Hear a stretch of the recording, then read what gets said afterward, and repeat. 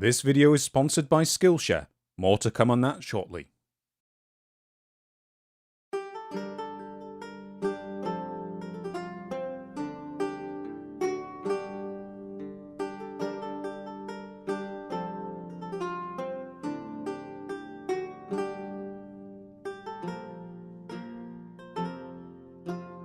So, Crofty, after both of us being somewhat worse for wear in the last episode, we are back from the dead, so to speak, to try again.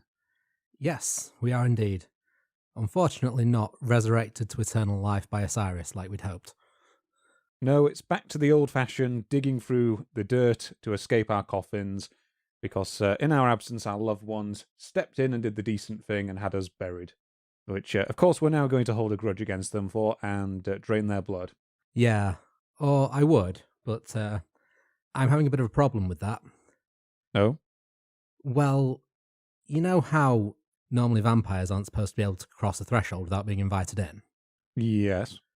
When I get invited in, I'm like, oh, no, don't go into any bother. I wouldn't want to impose. No. Don't want to do any of that. And so I've not actually fed since I got resurrected.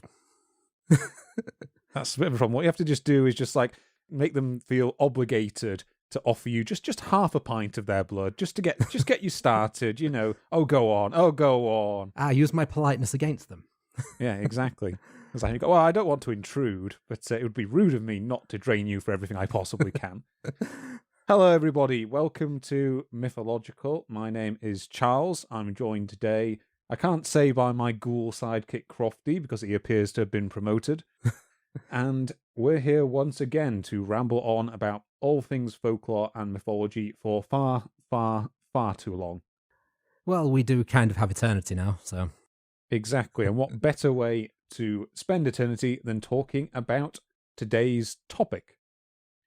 So at the end of our last episode, Crofty, we outlined roughly what the next subject was going to be, and I think we have to say we probably went down the wrong foxhole, so to speak, in terms of what we were intending to do. Yes, I was asked to give a hint, and on the spot my options were to mention Wallachia or to hum the Buffy theme. And my lungs were not up to the Buffy theme that day. Exactly. So we ended up hinting that we were going to do what particular topic, Crofty? Vampires, as you may have guessed from the opening to this episode.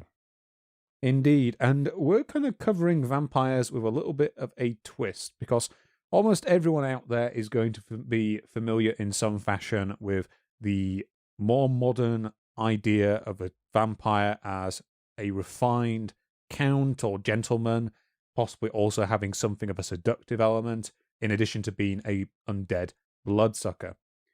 What we want to focus on in this particular podcast episode is the actual folklore associated with vampires, because what we discovered is that basically the modern image that we have of the vampire has very, very little to do with actual folklore. So, for example, in the course of our hint for the last episode, we mentioned a certain Vlad Tepes, or better known as Vlad the Impaler, who was a prince of Wallachia in, I believe, the 15th century, and who I kind of affectionately referred to as Vladislav the Poker. Let's see who gets that reference. And what we really discovered is that when it comes to vampire folklore, Vlad the Impaler doesn't really come into things. There are various bloodthirsty legends that are associated with him in the centuries after his death, but from what I can tell, his modern association with the figure of the vampire really didn't come into things until the more modern literary creation of the vampire, which dates from the early 19th century onwards. So in the course of this episode, we're going to be focusing on discovering a strain of vampirism that runs both much older and much deeper than the modern Bram Stoker image of the vampire. However, Crofty, that decision I think leaves us in a bit of a pickle, doesn't it? Because it turns out there are a vast number of different entities that people over time have claimed to be vampires of one form or another across the world. Yes, I in particular had a similar experience here than we had with Wild Hunt, in which I found quite a lot of references to creatures described as vampires from various countries. And when looking further into it, found that that connection was tenuous at best and non-existent at worst. Yeah, I think from the way you described it to me when we were messaging back and forth discussing how we were going to structure this episode, I had this vision in my head of like this a Scooby-Doo episode where you've got the bad guy tied up at the end of the episode going, ha, we're going to rip off the mask and figure out who's really responsible. And you whip off the mask and you go, oh, it's you again, colonialism. And who's that assistant of yours? Christianity. Yes. So that sounds like it's going to be an interesting experience. One thing that we've done to kind of narrow down the topic a little bit is what we've done is we've gone and selected a couple of different criteria to use in order to define what we consider to be a vampire. So, Crofty, I believe you can give us those criteria. Yes, it's two quite simple criteria. One is that they must be undead, and the other is that they must feed on blood. We're allowing a bit of leeway in that certain creatures will feed on some sort of mysterious life force, because often that does tend to get associated with blood in religion, in various forms of mythology and mysticism. And in terms of being undead, I think in some cases we can allow very unnaturally extending life rather than dying and coming back, but that might be a case-by-case basis. I must admit, I've also gone into some entities that don't exactly fit the mold, but I think are quite useful in helping to set up some later ideas of vampirism. But otherwise, we've tried to be quite specific about what we're going to cover in this episode. Yeah, so as a spoiler, a lot of my section will be, and this is why this creature that is called a vampire really isn't a vampire. Yeah. So from how we've been describing it so far, you can probably tell we've split up where in the world we're going to be looking for these particular creatures. So the original plan was going to be that I would cover the European traditions of vampirism and possibly older traditions that may come by way of the ancient Near East.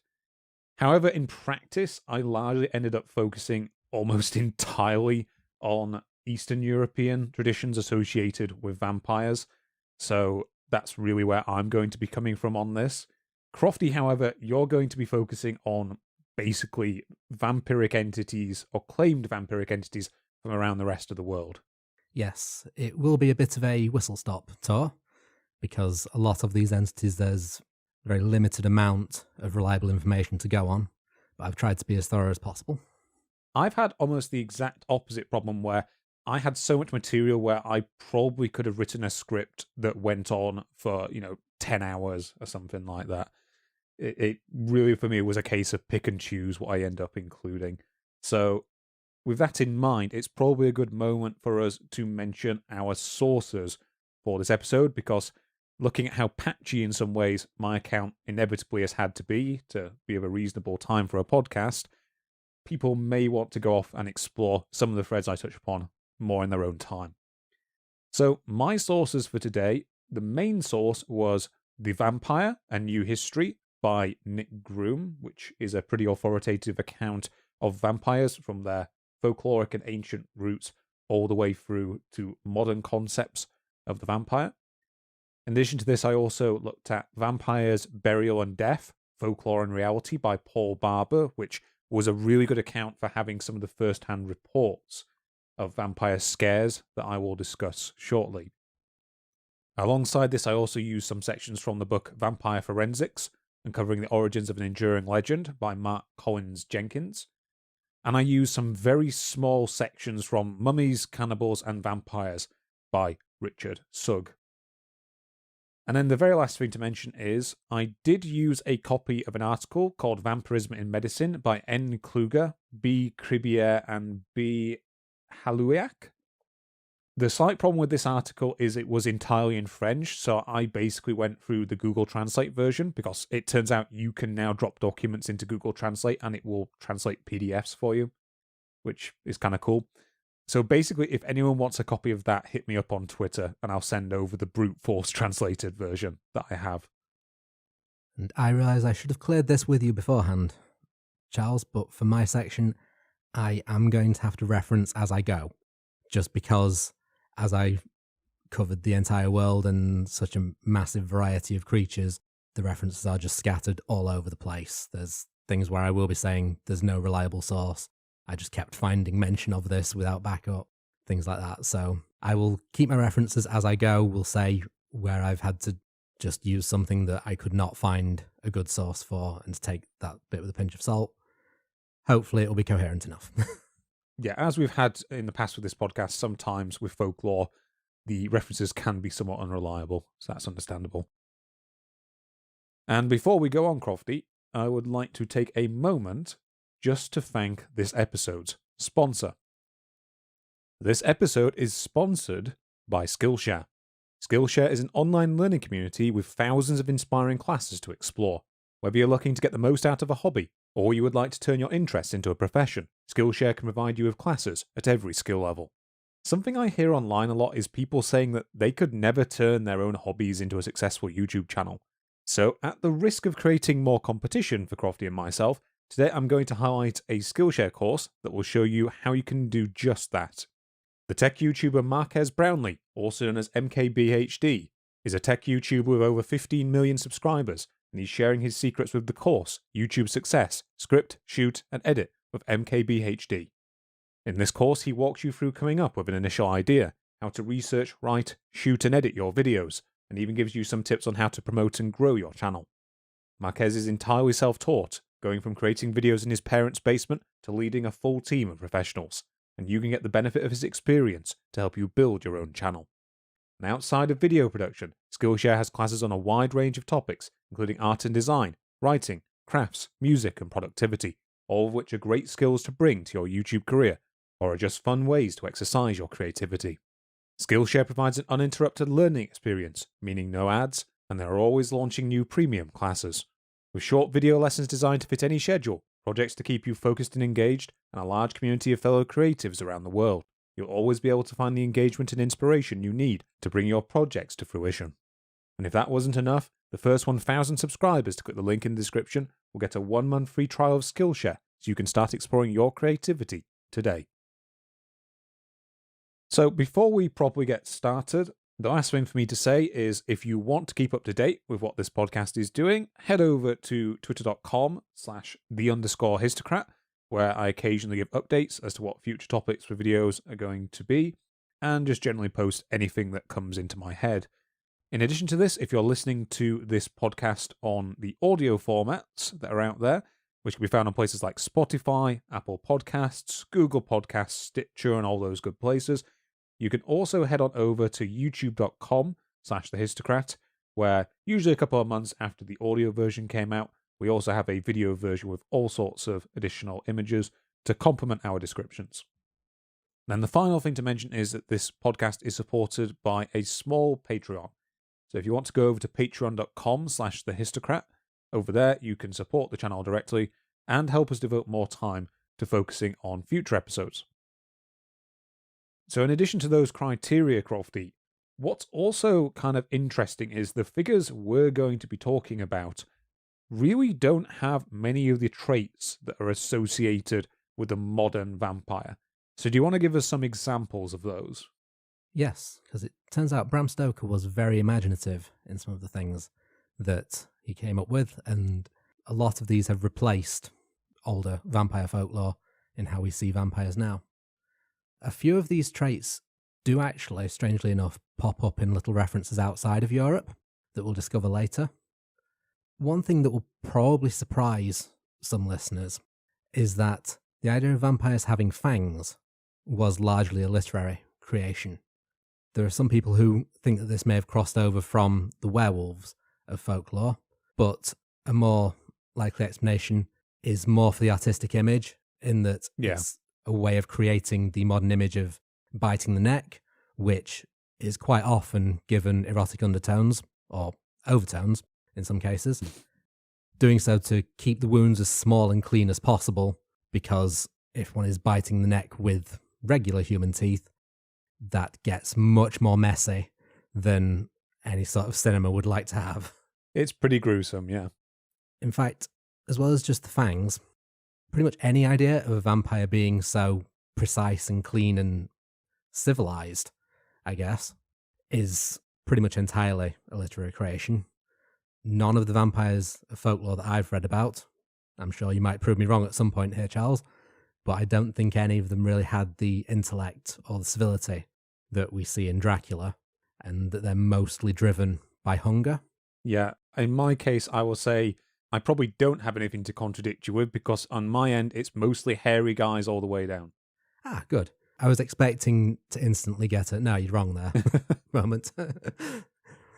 This idea of them not being particularly intelligent and mostly driven by instinct, it does also rule out the image of them sleeping in coffins or the need for them to rest in their native soil, because generally folkloric vampires didn't have the presence of mind to seek out a specific sleeping place.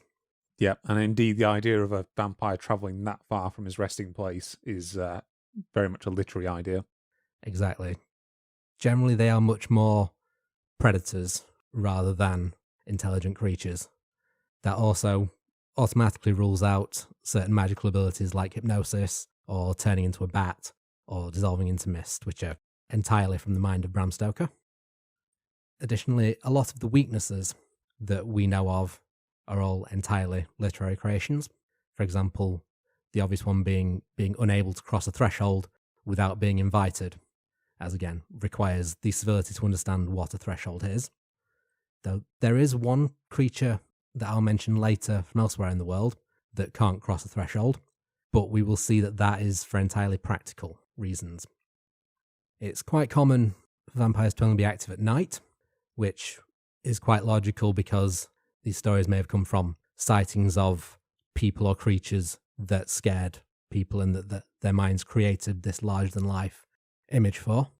But the idea of burning up in the sunlight is, again, entirely fictional. One weakness that does have a bit of a grounding in folklore is the use of garlic to ward away vampires. But in the folklore, it's less specific. I mean, other strong smells could be used.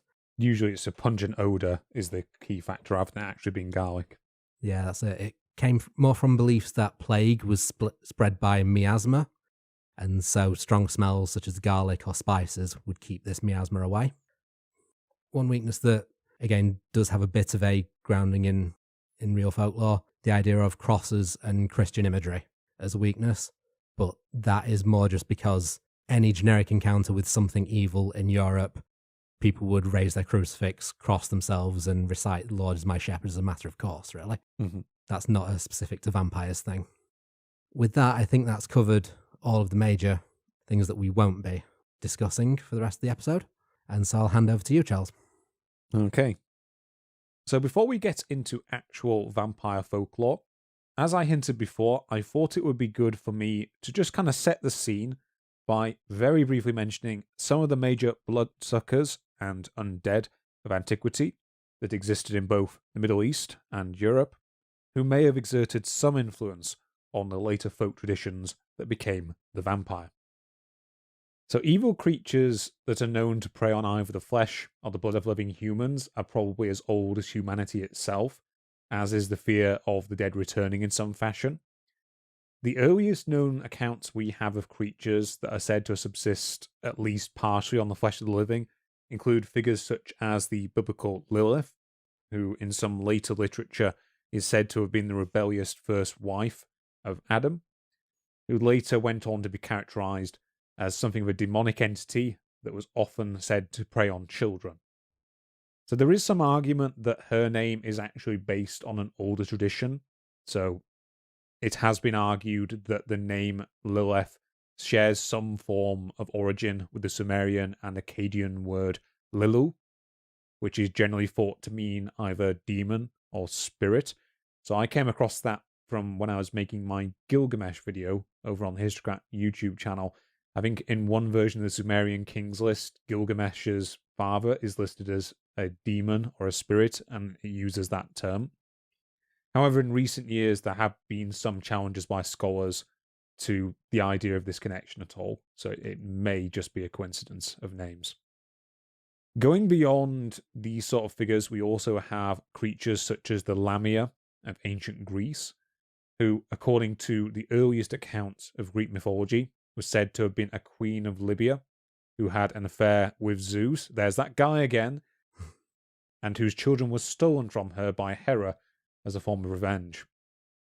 So, in despair, the Lamia is then said to have snatched up and consumed any children she came across, and it was through these acts that she was transformed into a monster that, in most representations, usually has some form of serpentine aspect. The term of the Lamia also later became synonymous with figures known as the Empusai. These were shape-shifting beings that were quite similar to the later succubi, but they were mostly marked out by having the single feature of a bronze leg. In ancient Greece and Rome, we also see demonic entities such as the Strix and the Striga, which later became associated with the consumption of human flesh and blood. So in the case of the Strix, this creature was usually envisioned more as a type of bird, commonly an owl of some type.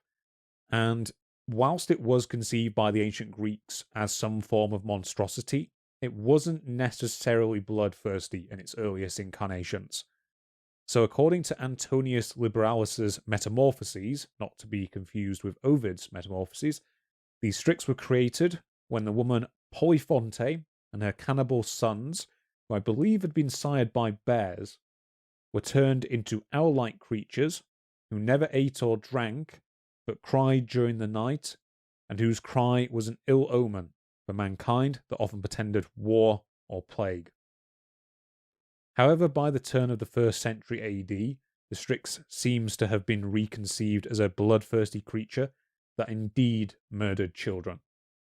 So according to an account found in one of Ovid's other works, the Fasti, the Strigi targeted the legendary king Procas of the Etruscan city of Alba Longa in his cradle whilst he was a baby, and whilst the creatures were successfully driven off, the attack left him with lifelong scars across his cheeks.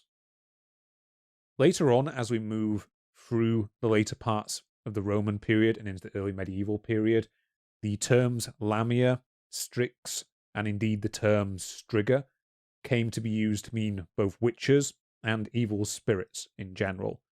So I know this term Striga in particular became associated with malevolent women who were said to be able to fly and who were engaged in cannibalism. So these words would continue to be used in this fashion into the early medieval period, although generally there seems to have been something of an opposition by the Christian Church to the idea that many of these entities existed at all. I think I mentioned this to you before, Crofty. I had a bit of a coincidence whilst I was preparing for this episode because I'm currently writing a script that involves large sections of early Christian Ireland. And in one of the early church documents from there, which is known as the First Synod of St. Patrick, belief in both the Lamia and the Striga are named as a potential reason for excommunication. The one thing I should probably point out is that the actual translation of the version I used substituted the word vampire for Striga in its texts. However, as we're going to see later, and that will become important, the word vampire didn't actually exist in the Latin language or the English language in any form, and indeed wouldn't do until the early 18th century. So moving beyond these figures, we also have examples of the restless dead that are found throughout Northern European folklore. Probably the most prominent of these are in the Icelandic sagas, such as Grettir's saga. And I did look up this name, but I cannot remember how to pronounce it now. Eyjabyggiga saga. The restless dead are known as Draugr, or barrow dwellers, and largely appear both as the guardians of ancient hoards and as beings that occasionally sallied forth from tombs and attacked the living. These figures were said to be, less of a case of spirits that possess dead bodies and more a case of the restless spirit of the dead individual that was motivated by both wealth and greed, attempting to remain as corporeal as possible. So anyone who has played the game Skyrim is probably quite aware of what the appearance of these creatures is supposed to look like, because it's quite similar to that as described in the sagas. So generally, Draugr or whites were characterized by their combination of superhuman strength, their appearance of being death blue or black, and also some of them were said to possess magical powers to the point where they were even immune to conventional weapons. I'm sort of imagining the artwork that you see of Tolkien's Barrow Wights, or like the Games Workshop models of Tolkien's Barrow Wights. Yeah. That basically matches the description that you've just given. Well, speaking of Tolkien, I also have a Hey. quick throwaway reference to a work which he produced a translation of in his youth, which is in the work Beowulf. The monstrous being Grendel is also similarly described as being a bloodsucker, and specifically is said to have cannibalized the bodies of the men he slays before his contention with Beowulf. So the final couple of entities I just want to mention quickly before we move on to actual vampire folklore are a couple that I hinted at earlier. So in the 15th and the 16th century works of the Malleus Maleficarum of Heinrich Kramer, and the Demonology of King James I and 6th of England, Scotland, and Ireland, respectively, would describe seductive demons known both as the incubi, which are the male version, and the succubi. So these figures were largely said to attempt to seduce innocents into engaging in sexual activity with them. However, there are also examples where these creatures are said to feed upon the flesh of their victims, or to in other ways cause them misfortune, such as ill health or even death. And I think there are some kind of useful parallels that can be drawn between male vampires and the traditions I'm going to talk about, and the incubi in particular. So, in addition to these creatures that can kind of be seen as embodying some of the traits that folkloric vampires would go on to have, we also probably have to take into account that around the time these stories were active in Europe, blood itself played some very unusual roles in the practice of both ancient and medieval medicine. Probably the most notable practice that we should point to is during this entire period, the pseudoscientific practice of bloodletting remained common. So this practice potentially dates back to ancient Egyptian times. The first really concrete descriptions we have of it date to the 5th century BC, when it was mentioned as a contemporary treatment by the Greek physician Hippocrates. Although, from what I read, he himself apparently relied more on rest and dietary treatments rather than such a practice. So this theory of bloodletting was based on the then existing humoral theory, which thought that the body contained 4 major humors, which were blood, phlegm, yellow bile, and black bile. And imbalances between these 4 different humors often were thought to result in illness. As a result, many medical treatments were based around keeping these humors in proper balance, and usually consisted of inducing practices such as vomiting, administering diuretics, or of course bloodletting to keep their respective humors at an acceptable level. So throughout the Middle Ages, this practice of bloodletting was reinforced due to the influence of the writings of the 2nd and 3rd century AD Greek physician and philosopher Galen, whose ideas on anatomy dominated for more than a millennium. I think some of them persisted as long as the 16th century AD. So Galen was a subscriber to the humoral theory of more ancient Greeks. However, he thought that in particular the blood was the most abundant of the humors, and thus was the most in need of control.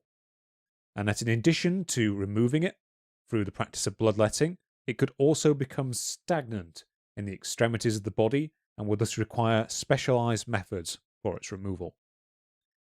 The result of all this was that bloodletting would remain a common treatment and would be elaborated on with blood being taken from specific parts of the body well into the 19th century, and it did not actually die out until the early 20th century.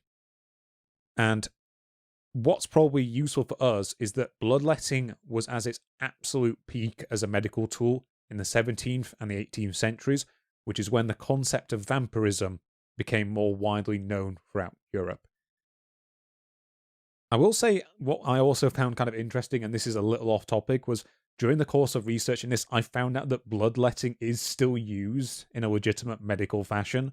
So it's mostly used for the treatment of specific blood disorders, which result in things like an accumulation of too much iron in the blood. So bloodletting is in fact still technically alive and going today. So's leeching as well, interestingly Yeah, enough. Similar reasons. Yeah, it turned out there was something useful there, just not in the fashion it was being used. Yeah, it's specific reasons, not just bloodlet for everything. So beyond this practice of bloodletting, blood was also used throughout history as a potential medical cure in itself. Specifically, in some ways, it was supposed to have rejuvenating powers. So, as far back as the Roman period, Pliny the Elder claimed that people suffering from epilepsy would drink the blood of freshly slain gladiators in the hopes that this would result in a cure. I will say that Pliny is a little bit of an unreliable source, not just in terms of, the unreliability of the cure, but also the report in itself. So maybe just take that one with a pinch of salt.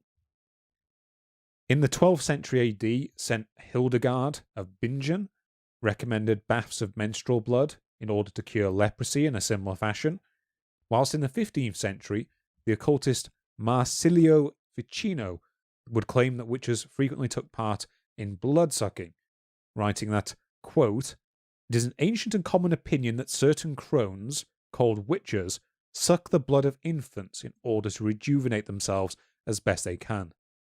Then why might not our elderly, finding themselves all but without hope of survival, suck the blood of a lad?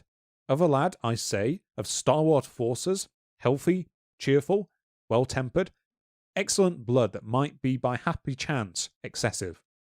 Let them such then like a leech, that is a bloodsucker, from a slightly opened vein in the skinny part of the arm, an ounce or two, then immediately take the same amount of syrup or wine. This should be done precisely when they are hungry and thirsty, and at the waxing of the moon." So to conclude this kind of section on the supposed properties attributed to blood in both ancient and medieval times, I have two notable cases where blood was used as a claimed revitalizing treatment. Now, one of these might be based on fact. The other is frequently claimed as factual, but is now thought to almost certainly be based on a conspiracy and later stories that then grew up around the incident. And indeed, this story is frequently associated with vampires, so I thought it was appropriate to include it. In the first case, it is often claimed that the 5th century Pope, Innocent VIII, was treated with blood on his deathbed after suffering a stroke.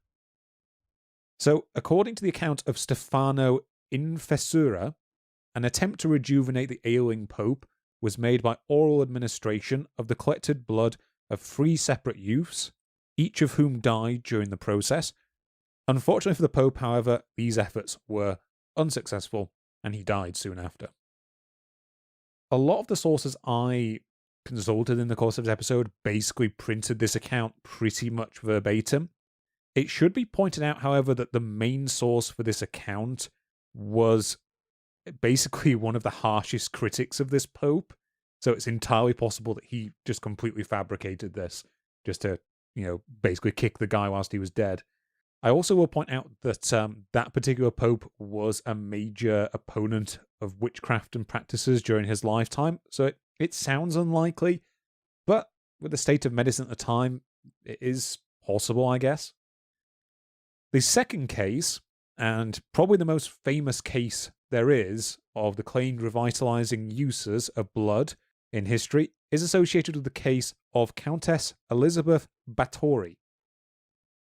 Elizabeth Báthory and her wider family were major landowners throughout the then Kingdom of Hungary. I think her most influential relative was King Stephen Báthory, who was king of neighbouring Poland-Lithuania, and was also Prince of Transylvania. So in 1610, Elizabeth Báthory was accused by the ruling Habsburg authorities of being a major serial killer who was allegedly responsible for torturing to death up to 650 of her young female servants, a crime for which she was imprisoned in her castle until her death in 1614. And the later most famous piece of folklore that was attached to her is that she was specifically claimed to have bathed in the blood of her virgin victims, in the hope that this would rejuvenate her appearance. However, it should be said again, these accounts date from well after her death, and it is now also thought by a good number of scholars that these claims and the resulting trial may have been a spectacle that was designed to destroy her and her family's power in the region. And given that this was a region that bordered on Austria, this would have been an act that very much benefited the ruling Habsburg dynasty. In particular, it's also said that the emperor of the time, which I believe was Matthias, was actually in debt to the Batoris, so that may also include a potential motive. This account is also frequently linked to Bram Stoker's later depiction of vampires.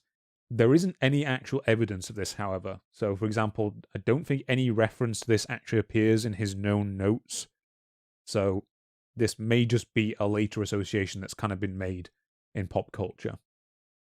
So, the one other thing I think that should be briefly mentioned, and I mean very briefly mentioned before we go into the actual folklore, was that in the case of murders in medieval Europe, it was often thought that blood could be used in some ways to help distinguish the potential murderer.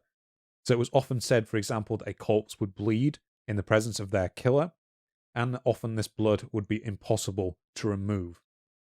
I haven't gone into this in a lot of detail, but I will point out that this particular attribute does appear in the plays of Shakespeare, for example.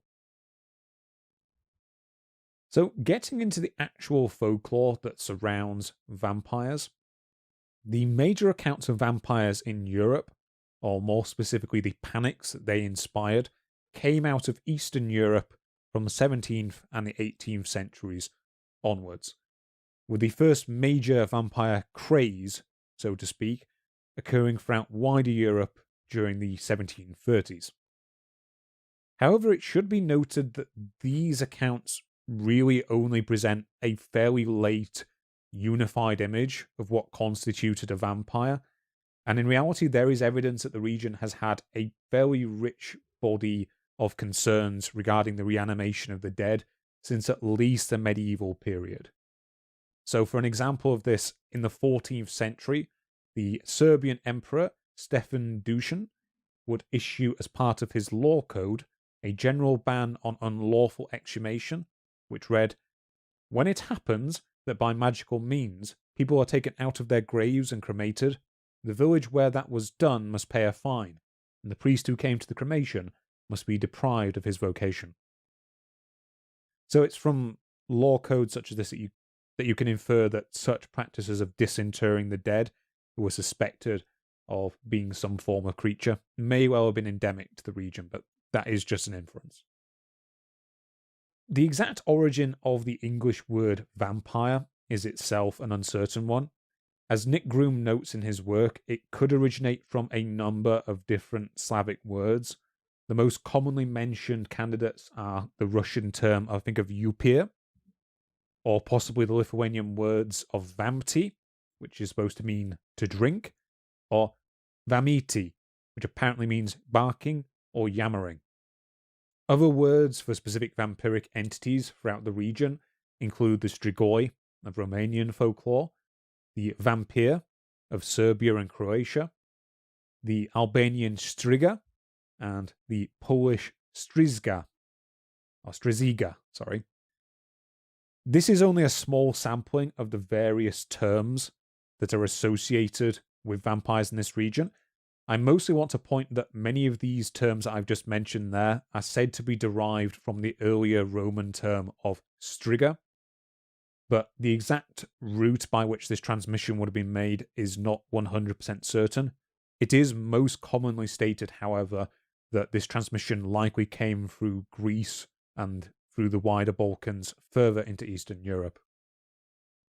So, in addition to this, we also see terms such as the Serbian term of vukodlaki, which is often used in an overlapping fashion to mean either a vampire or a werewolf.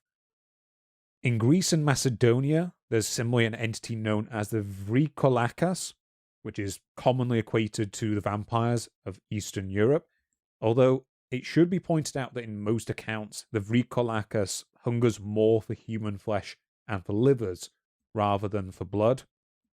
However, both the circumstances that lead to the creation of this creature and the methods that are claimed to destroy it are almost identical to those that have been claimed for other vampiric entities. So I have decided to include it here. So that, on the whole, is just a small selection of the various terms that I use throughout these regions. I'm aware there are other terms also used in areas such as Belarus. I just wanted to give a good sampling of them here because, again, if I went into all the local traditions and variants of vampires, I would be here for hours. For the sake of this episode, when it comes to describing the more general picture of an Eastern European or Slavic vampire, I am going to largely stick to the generalities. However, where specific instances come up and are relevant, I will try to go into those to give a bit more of a flavour of how these figures can vary.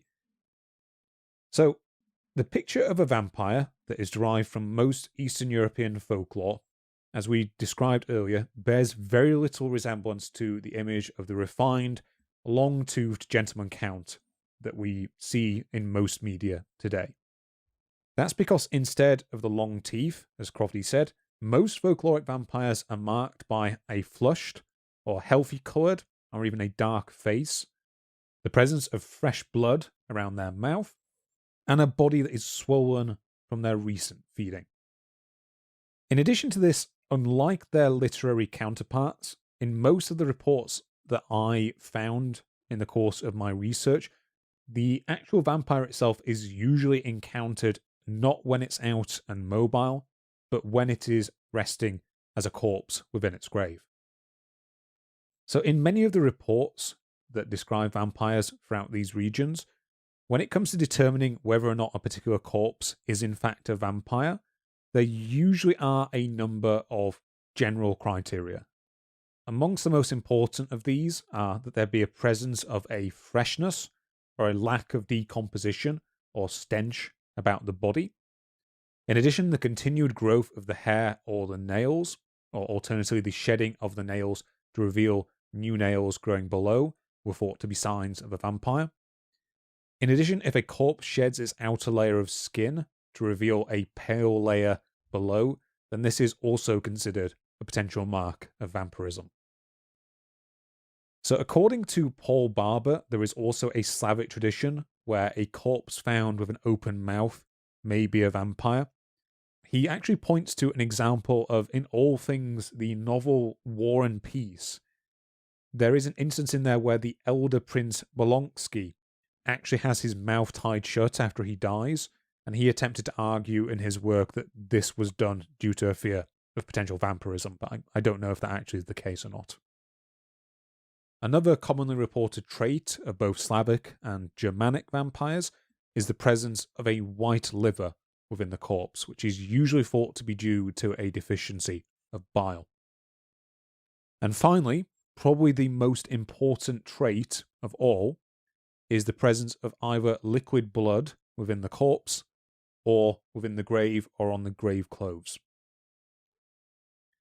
So after a person died and became a vampire, the newborn creature was often said to consume its own grave clothes and shroud, and sometimes to even tear at its own flesh and to rip out its bowels. After remaining in its coffin for a period, the vampire would then leave its grave in search of victims. Often it was said that it would start with its own kin. A male vampire in particular would often seek to have sex with his wife, with any offspring that were conceived as a result being largely marked by having no skeleton. In most of these accounts, the vampire is usually male, however there are a few female ones that do pop up. As you mentioned before, Crofty, where the modern image of a vampire has a vampire being unable to enter a particular residence until it's invited inside, that is not found in the Slavic tradition of a vampire in the slightest. In fact, in these traditions, a vampire was capable of entering the home through any gap, no matter how small. And once it did so, it would not in fact attempt to kill its victims by draining their blood directly, and often would not even kill using its teeth. Instead, most would instead suffocate their victim. So this would be done either by actively strangling them, or in areas such as Bulgaria, this was done by the vampire sitting on their chest until they expired. And often only then would the vampire proceed to drain the victim's blood. Amongst the vampires that did bite their victims, the area of biting often tended to vary. Sometimes victims would be bitten over the left breast, over the heart, or the nipple, and sometimes even between their eyes. So, in addition to these disruptive activities, vampires were also often considered to be general harbingers of ill omen for a community. Often they were thought to act as vectors for illnesses such as the plague. What we should probably also note is that throughout much of European history, and during the time of these reports first came out of Eastern Europe, the idea that an illness could circulate independently of any physical force wasn't really a concept. So as you mentioned before, Crofty, the idea of there being a miasma, for example, that would spread illness or a form of bad air was ascribed to. And the idea that illness could just circulate independent of some sort of force or some form of divine retribution didn't really develop until towards the end of the 18th century. So, as a result, it's somewhat unsurprising that a vampire would be considered a suitable agent to explain the spread of an otherwise invisible contagion. So the folklorist Claude Lécuchet, who I believe we mentioned in the Wild Hunt episode, has also attempted to argue that the emergence of vampire outbreaks in the wider European consciousness came right as the European witch hunts were dying down, and as such, their popularity from the 18th century onwards may have been because they provided a convenient replacement to explain the outbreak of the plague. An ironic note to add to all this is that vampire blood itself was actually occasionally considered to have restorative properties, despite the problems associated with vampires themselves. And often it was specifically said that it could be used to cure someone who themselves had contracted vampirism, which I will mention in the form of an example later. So the exact ways in which a vampire could be created differed throughout Eastern Europe. Common reasons that were given for a person being susceptible to becoming a vampire include that they were murdered, that they drowned, that they committed suicide, that they were the victim of a plague, that they suffered some form of curse in life, or were placed under some form of restriction by a priest, or that they were not accorded the proper burial rites. Often authors tend to group a lot of these reasons under the category of the vampire being someone who has some form of unfinished business in life. Alternatively, people could be born with certain traits that supposedly marked them out as being likely to become a vampire after their death. So, for example, amongst the Polish and the Kashubs of northern Germany, it was said that anyone who was born with, quote, a red cowl over their head, which is usually thought to mean the amniotic membrane, or who is born with 2 teeth, is thought to become a vampire. So other common traits in areas such as Romania and Russia include people who are born with a split lip, an extra nipple, a hairy chest or back, or who are born with a tail-like extension to the spine. In particular, the figure of a Strzyga in Poland could also be marked out by being born with, quote, 2 hearts and 2 sets of teeth. In addition to these predispositions towards becoming a vampire, it was also commonly believed throughout much of Slavic folklore that a corpse could become a vampire if either a person or an animal of some type jumped or flew across it, which I believe, Crofty, we might possibly come across that concept again when you're discussing the idea of vampire-like entities in China.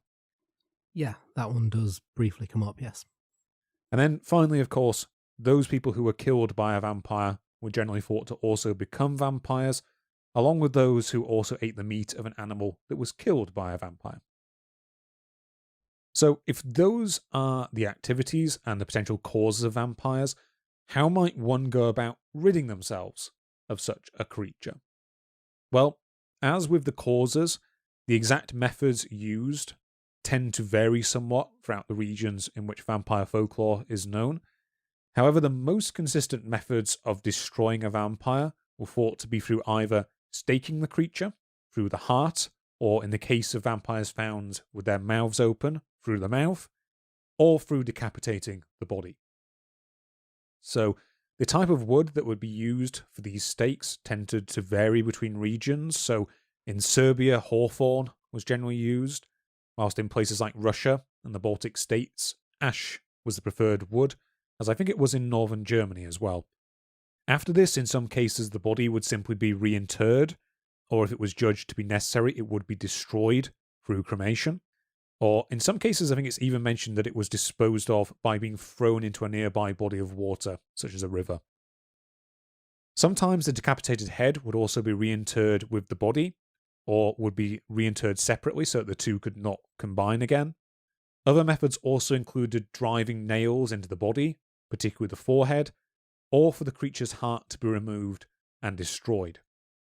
Sometimes, however, all that was really required was for a vampire's body to be reinterred with proper funeral rites being performed.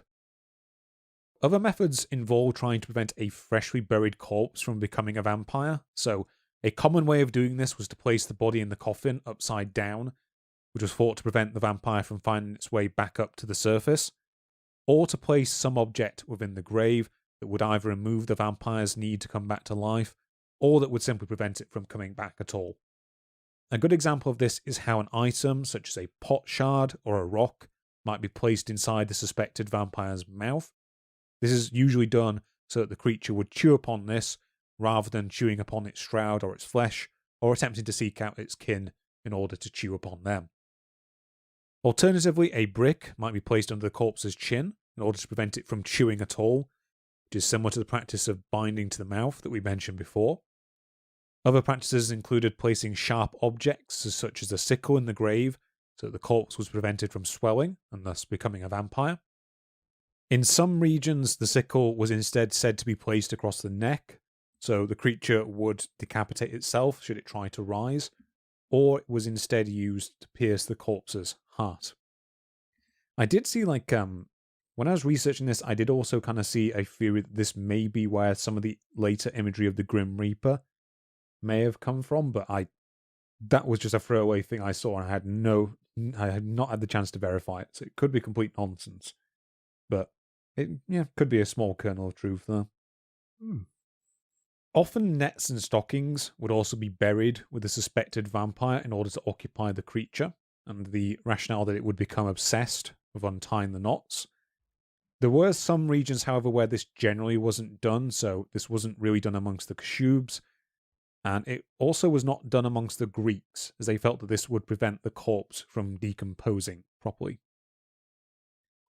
So the final category I have here of these sort of methods is methods and items that were designed to ward off vampires. So probably the most common method I found that was used to thwart these creatures was to sprinkle sand, seeds, or other particulate matter either in the grave of the suspected vampire itself or on the path that led to the grave. So this was done because it was thought that the vampire would be forced to count each and every one of these items, and in some accounts this only took place at the rate of 1 a year. So that was thought to be a particularly effective protection. Wait, the vampire was forced to count things? Yes, because it was obsessed with them, and it only would count them often at the rate of 1 a year. Sesame Street had truth to it. 1, ha ha ha. 2. I'm very sorry. No, it's fine. So a similar practice also involved people sprinkling poppy seeds in each corner of their house, which again was thought to provide a measure of protection against a vampire entering the residence. This was supposedly done due to, of all things, the poppy seed's narcotic effect on the vampire, which would encourage it to sleep. If you know anything about what poppies can be used to make, that sort of makes sense, but the actual amount of narcotic that could possibly be present in a single seed is probably not a lot. Yeah, you're going to need most of a field.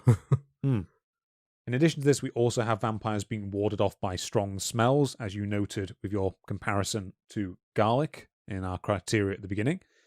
One thing that interestingly doesn't really come into folklore surrounding vampires in this region is the effects that mirrors might have on vampires. So in some later versions, vampires are said to have an aversion to mirrors, if only because it can give away that they have no shadow.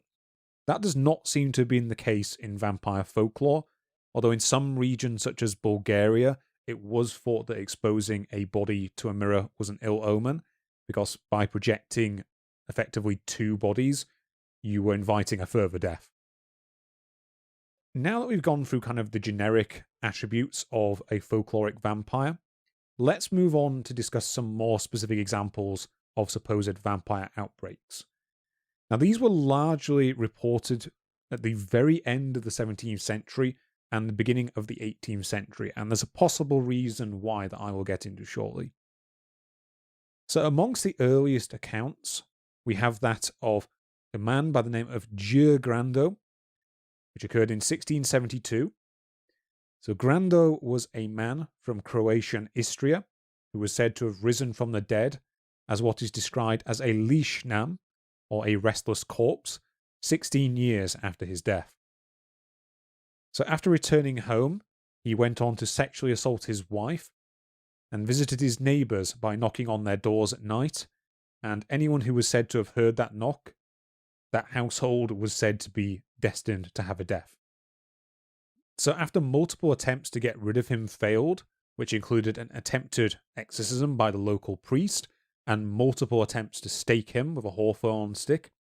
In fact, I think one encounter it's described where the hawthorn stick was thrown at him as he was encountered on the streets, and it just bounced off his chest. Eventually, his body was exhumed and found to be undecayed, and after another attempt to stake him, he was eventually decapitated, at which point peace returned to the region. A very detailed early 18th century report of such a creature is also given in the work of the botanist Joseph Piton de Tournefort, who described an incident with a Greek Vrikolakas on the island of Mykonos. So this incident, which supposedly dated back to 1701, concerned an unnamed peasant who rose from the dead. In Tournefort's account, we are told that this peasant, who was said to have been a quarrelsome man in life, died by the hands of unknown assailants out in the fields near the town, and was buried in the chapel shortly after. 2 days later, it was made known that this same peasant had been seen out walking during the night, and indeed had come into the homes of the inhabitants, where he engaged in such antics as turning over the furniture, extinguishing the lamps, and embracing people from behind. So at first, the inhabitants were inclined to mostly see this as just harmless fun, which is very strange. But later, some of the more respectable citizens of the town began to complain. And so after a number of meetings, the local town leaders and priests decided to intervene on the 10th day since the corpse was buried. So after saying a mass within the chapel in which the man was interred, the residents had the body disinterred, upon which his heart was cut out and destroyed. I believe Tournefort was actually present for this event, and he claims that due to the great stink that arose from the corpse, incense was burnt within the chapel. However, later some of those present would claim that the resulting smoke came from the corpse itself as it was dissected. Tournefort would note that later residents would also swear that the body was still warm and its blood fresh. However, he and his party claimed to have been situated near the corpse, and according to him, quote, the body was quite adequately dead. If you can't tell, he was very skeptical about the idea that this was a vampire of some sort. So at this point, a crowd arrived who claimed they had been present when the body was transported for burial, and that it did not become stiff upon death, which is another trait attributable to vampires, and as such, it was definitely a true Vrikolakas. So despite this action, the creature apparently remained active and grew only more violent. People claim that he would attack people at night, destroy their property, tear up their clothing, and if he found any liquids that had been left out, he would consume them. So eventually people became so terrorized that many families would leave their homes at night and bed down on pallets in the town square instead. After this, the villagers disinterred the body multiple times, so they ended up filling its mouth with holy water. They planted several swords within the grave until they realized the swords made a crude cross that were preventing the spirit or demon within the creature from escaping. Finally, they eventually brought matters to a head by burning the body on a pyre, upon which points the reports of the creature ceased. So Tournefort basically attributed the whole incident not to any supernatural being, but claims it was an attack of mass hysteria and irrationality by the villagers, and condemns the disinterment as being unlawful. It is also in the early 1720s that we get the first literary account laying out the typical traits of a folkloric vampire, as part of a study of the natural history of Poland, written by the Jesuit priest Father Gabriel Razasinski, himself drawing upon the work of a Father Gengel. In this work, we see the first known account of a Russian upir, which appears to have been drawn from Gengel's accounting of local superstitions, and reads as follows. I have frequently heard from credible eyewitnesses that human bodies have been found not only incorrupt, flexible, and ruddy for a long time, but moreover the head, the mouth, the tongue, and the eyes are sometimes seen to move. The winding sheet in which they are wrapped is undone and parts of the body are devoured. At times it is also noted that a body of this kind rises again from the grave, wanders past crossroads and houses, showing himself now to one, now to another, and also attacks many, trying to suffocate them. If it is a male body, it is called a upir.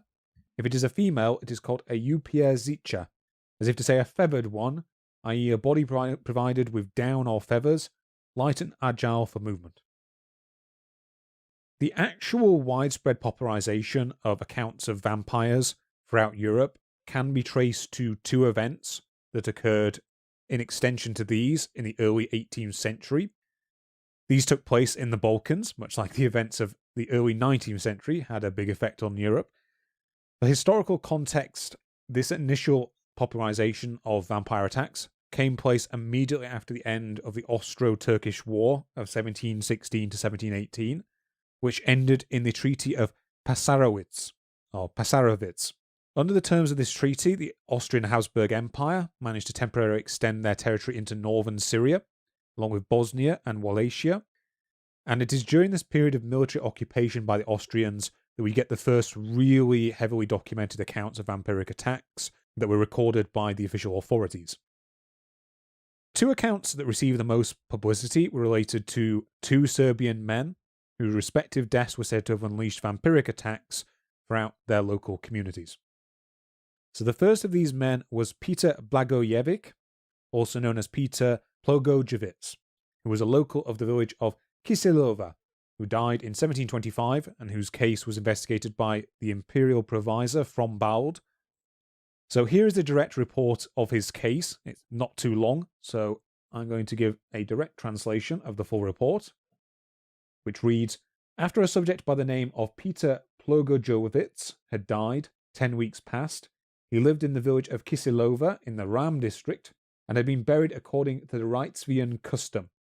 It was revealed that in this same village, within a week, 9 people, both old and young, died also after suffering a 24-hour illness. And they said publicly, while they were yet alive but on their deathbed, the above-mentioned Plogojevic, who had died 10 weeks earlier, had come to them in their sleep, laid himself on them, and throttled them so that they would have to give up the ghost. The other subjects were very distressed and strengthened, even more so in such beliefs, by the fact that the dead Peter Plogojevic's wife, after saying that her husband had come to her and demanded his opanki, or shoes, had left the village of Kisilova and gone to another. And since with such people, which they call vampires, various signs are to be seen, that is, the body undecomposed, the skin, hair, beard, and nails growing, the subjects resolved unanimously to open his grave and see if the above-mentioned signs were really to be found on him. To this end they came here to me, and telling of these events, asked me and the local pope, or parish priest, to be present at the viewing. And although I at first disapproved, telling them that the praiseworthy administration would first be dutifully and humbly informed, and its exalted opinion about this should be heard, they did not want to accommodate themselves to this at all, but rather gave this short answer: I could do what I wanted, if I did not accord them the viewing and the legal recognition to deal with the body, according to their custom, they would have to leave house and home, because by the time a gracious resolution was received from Belgrade, perhaps the entire village, and this was already supposed to have happened in Turkish times, could be destroyed by such an evil spirit, and they did not want to wait for this. Since I could not hold such people from the resolution they had made, either with good words or with threats, I went to the village of Kisilova, taking with them the Gradish Pope, and viewed the body of Peter Pogojovitz, just exhumed, finding in accordance through truthfulness that first of all I did not detect the slightest odour that is otherwise characteristic of the dead, and of the body except for the nose, which was somewhat fallen away, was completely fresh. The hair and the beard, even the nails, of which the old ones had fallen away, had grown on him. The old skin, which was somewhat whitish, had peeled away, and a new fresh one had emerged under it. The face, the hands, and the feet, and the whole body were so constituted, they could not have been more than complete in his lifetime. Not without astonishment, I saw some fresh blood in his mouth, which according to the common observation he had sucked from the people killed by him. In short, all the indications were present that such people, as remarked above, are said to have.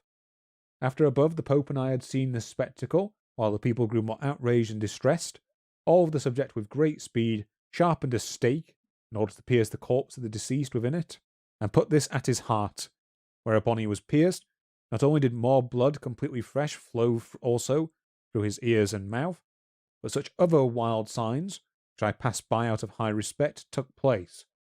Finally, according to their usual practice, they burned the oft-mentioned body to ashes, of which I inform the most laudable administration, and to the same time would like to request obediently and humbly that if a mistake was made in this matter, such as to be attributed not to me, but by the rabble who were beside themselves with fear. So here we can see a fairly characteristic case of a vampire being presented as the start of an epidemic, though, as Paul Barber noted in his work, the actual vampirism exhibited basically boils down to we found a corpse that hadn't decayed as much as we thought it should have.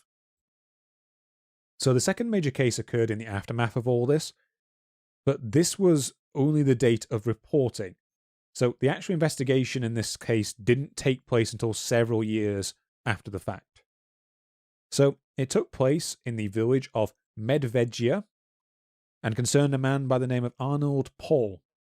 So Paul was a former Serbian soldier or Hajduk who had returned and settled in his native village, where he died in 1727 after the hay wagon he was driving on overturned and he broke his neck. Some 20 to 30 days after his death, however, it was reported that he rose from his grave and killed 4 people. Now, where Paul's case differs from the previous one is that we actually have some details of his claimed behaviour prior to his death. So specifically, he is said to have been plagued by a vampire himself, and indeed that he went to great lengths in order to rid himself of this. So it was said that this included consuming dirt from the grave of the vampire, and when this did not work, he attempted to cure himself by smearing himself with its blood. After the deaths, his body was exhumed on the 40th day, since it was buried, and found to be undecayed. So according to the later report, written by the authorities, fresh blood also flowed from his eyes, nose, mouth, ears, and more blood covered his grave clothes, his shroud, and his coffin, and his nails and skin had fallen off to expose new ones in their place. Judging him on this appearance to be a vampire, those present drove a stake through his heart, at which point he gave out an audible groan and blood poured from within him. After those present burned his body and scattered its ashes in the graves, then proceeded to do the same for each of his victims, to be sure. However, what's significant about this case is that this did not prevent a second wave of vampire attacks from breaking out some years later, in 1731, and it is in fact this wave of attacks that led to the actual official investigation, which was carried out by a medical team sent by the Austrian authorities. So according to their report, which was compiled by Officer Johann Flukinger, it was claimed that in addition to feeding on humans, Arnold Paul had also fed on animals, and that in time more vampires arose due to people consuming these creatures' flesh. The result is that over the course of several months, a total of 17 people, young and old, passed away, some of whom had shown no prior sign of illness, but instead expired rapidly over only 2 or 3 days. So amongst these was a girl named Jovisa, who was said to have laid down to sleep fresh and healthy, only to start to wake suddenly at midnight with a terrible cry and complain that she had been throttled by the son of a local soldier named Milo, who had himself died 9 weeks earlier. After this, she began to experience a great pain in her chest and gradually grew weaker until she died 3 days later. In response to this death and others, the medical team proceeded to open several of the graves of suspected vampires to examine the conditions. Their report notes that some of these bodies were then dissected, with Vlukinger apparently conducting at least one dissection himself of a woman named Stana, who had died during childbirth. According to his report, before death this woman had attempted to protect herself by again smearing her body with the blood of a known vampire, but despite this her body was found to be undecayed, with a large quantity of liquid blood still within her pectoral cavity. In addition, her body also carried many of the other hallmarks of a vampire, e.g. the shedding of the nails and skin, and in another instance an older woman by the name of Melisa was said to have been found plump and fresh within her grave, despite having been known to be very lean during life. Obviously, all of these were taken as signs of vampirism. So after the exhumations were concluded, the bodies that were judged to be vampires had their heads cut off by what the report describes as the local gypsies, as in the Romani, which is one of the kind of first threads we kind of see of the Romani people being kind of associated with later vampire lore, and the bodies were burned, with the ashes being thrown into the river Morava. So, as with the earlier case, this account obviously carries many of the hallmarks of your typical vampire scare. However, if we put aside, again, the hearsay regarding the death of Arnold Paul, which was not observed by the medical team, what we actually have is a case of a number of people dying suddenly within a community in 2 separate outbreaks, and a number of bodies, again, simply being found not to have decayed to the level that they would have been expected to.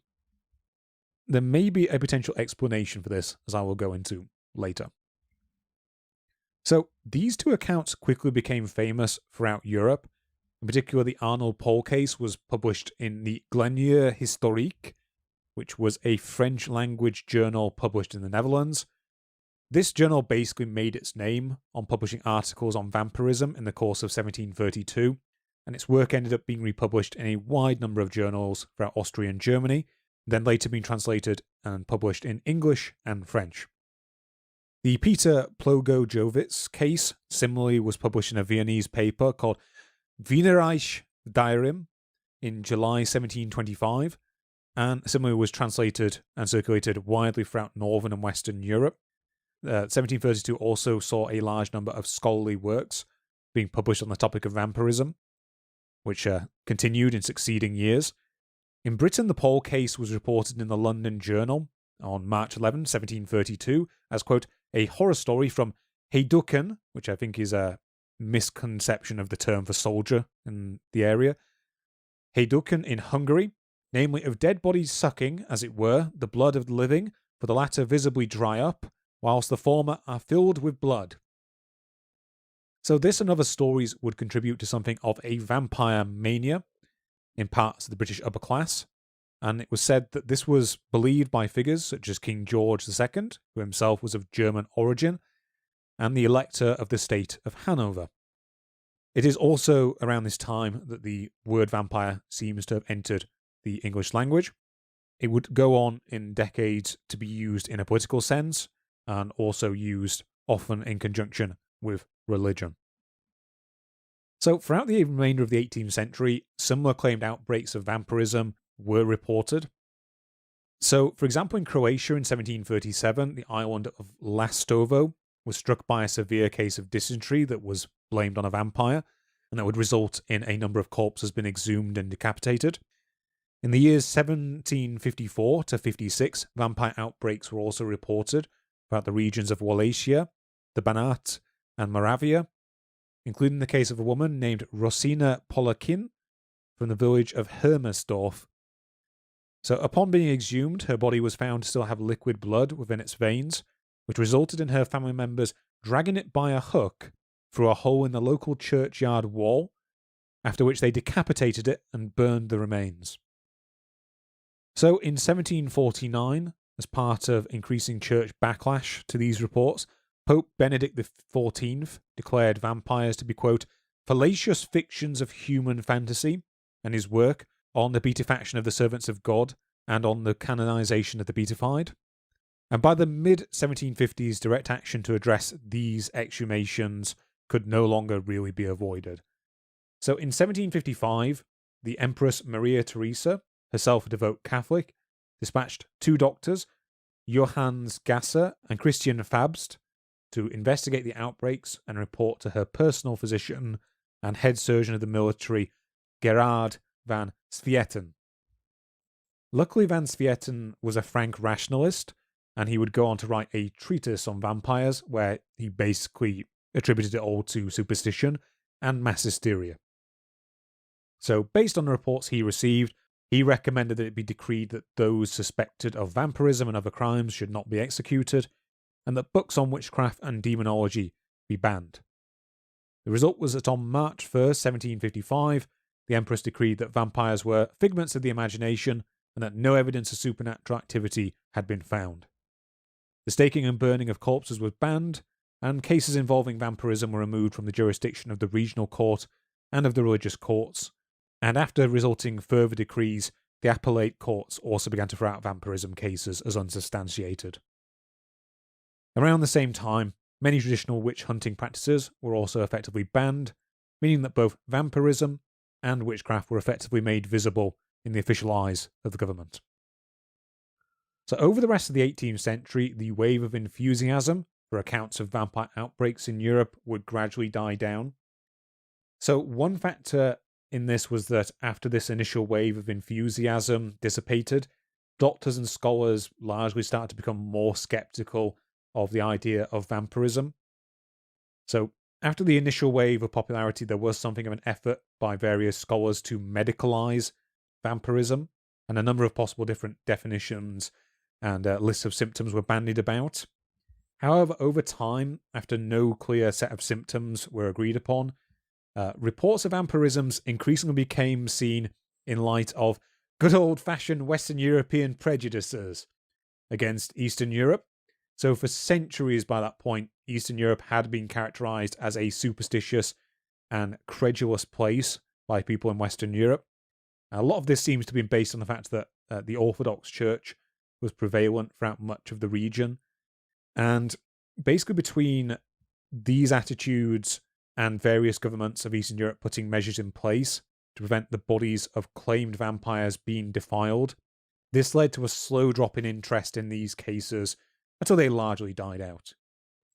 And as a kind of closing point of my section, in 1764, the writer Voltaire would even lampoon the idea of vampires in his philosophical dictionary, which came as part of a much longer attack on the concept. So the little quote I have here is, "If there is in this world a well-attested account, it is that of the vampires. Nothing in lacking, official reports, affidavits of well-known people, of surgeons, of priests, of magistrates, the judicial proof is most complete. And with all that, who is there who believes in vampires?" The end result of all of this was that the first popular wave of interest in vampire folklore largely died out in Europe by the end of the 18th century, and it would take the later literary reinvention of the vampire in the 19th century by authors such as John William Polidori with his short story The Vampire, and of course the works of Bram Stoker to revive it. So inevitably, one question that you ask yourself whilst you're reading about these sort of vampire outbreaks and folklore is, are there some possible explanations for these supposed incidents that go beyond simple superstition and figments of the imagination of the people reporting them?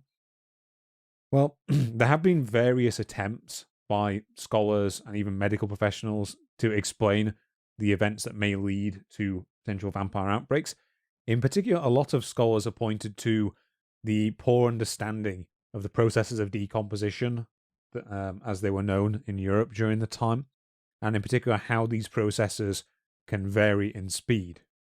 So obviously the rate at which a body decomposes can vary quite widely depending on the time of year that they were buried, or the conditions of the burial soil itself, if the individual was buried in a coffin or if they were buried simply in a shroud.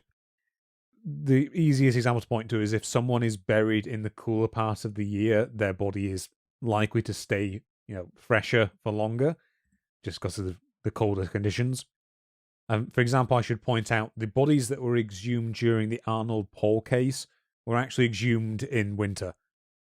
So there's a pretty good explanation as to why some of the bodies may have been in better condition. In addition to this, a couple of explanations that are a bit more conjecture have been pointed out. So it has been claimed that bodies that are buried in hot conditions in materials such as clay, sand, mud, or silt can undergo a process where their soft tissues are effectively converted to what is known as adipocere, or cemetery grease, in low oxygen conditions. So normally this is a process that can take months or even years to occur, but there are a few instances known of it happening quite rapidly. And what it basically results in is the body is effectively turned into a cast of itself that makes it appear whole.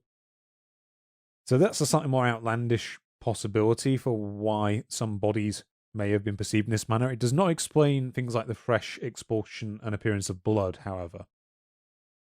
In addition, decomposing bodies are well known to swell with gases, and the releases of these gases may explain the groans that some reports noted that individuals made when they were staked, or just general reports of vampires groaning or moaning or gibbering within their graves that are sometimes found within Eastern folklore. In addition, people have tried to link the actual physical characteristics claimed by sightings of vampires when they're out and about at their graves to people who are suffering from specific illnesses. So, as mentioned before, vampires in folklore were often associated with the spread of the plague, and there may be a little bit more basis in fact than you would think to this.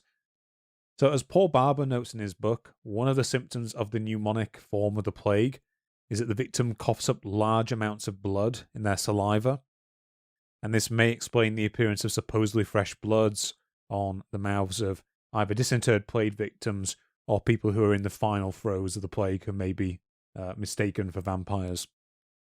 In addition to this, there's been some slightly more fringe theories. One of them is that since the late 1990s, there's a Spanish neurologist by the name of Dr. Juan Gomez Alfonso who has attempted to link the historical descriptions of vampire encounters with people suffering from the advanced stages of rabies.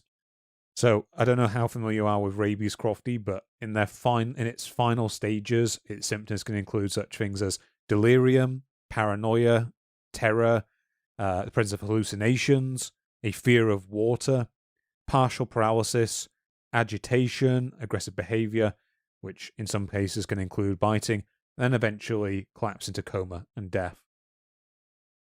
In addition to this, there's other claimed diseases that may explain some of these conditions. So, for example, one claimed condition is that of cutaneous porphyria, which most people would probably know of as a much more debilitating variant on the condition that King George III of the United Kingdom is supposedly had that explained his madness. However, it should be noted that many of the claims that have been made around the symptoms of this condition are inaccurate. So, a commonly repeated one is that people suffering from cutaneous porphyria have a compulsion to consume blood. This is thought to be completely false.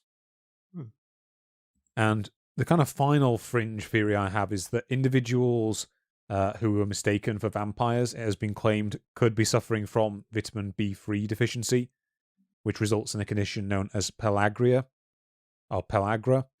due to it resulting in their skin becoming basically intolerant to sunlight.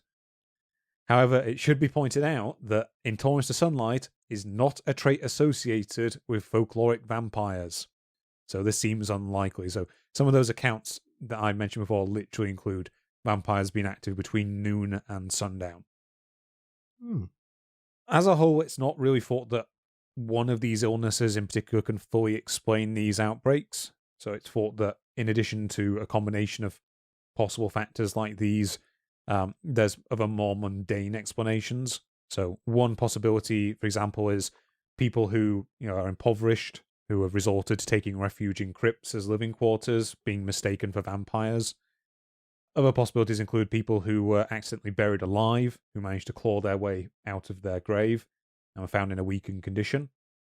And the old faithful of all accounts of ghosts and demons and people suffering from poltergeists and stuff like that has also been applied to vampires, and that is people suffering from sleep paralysis.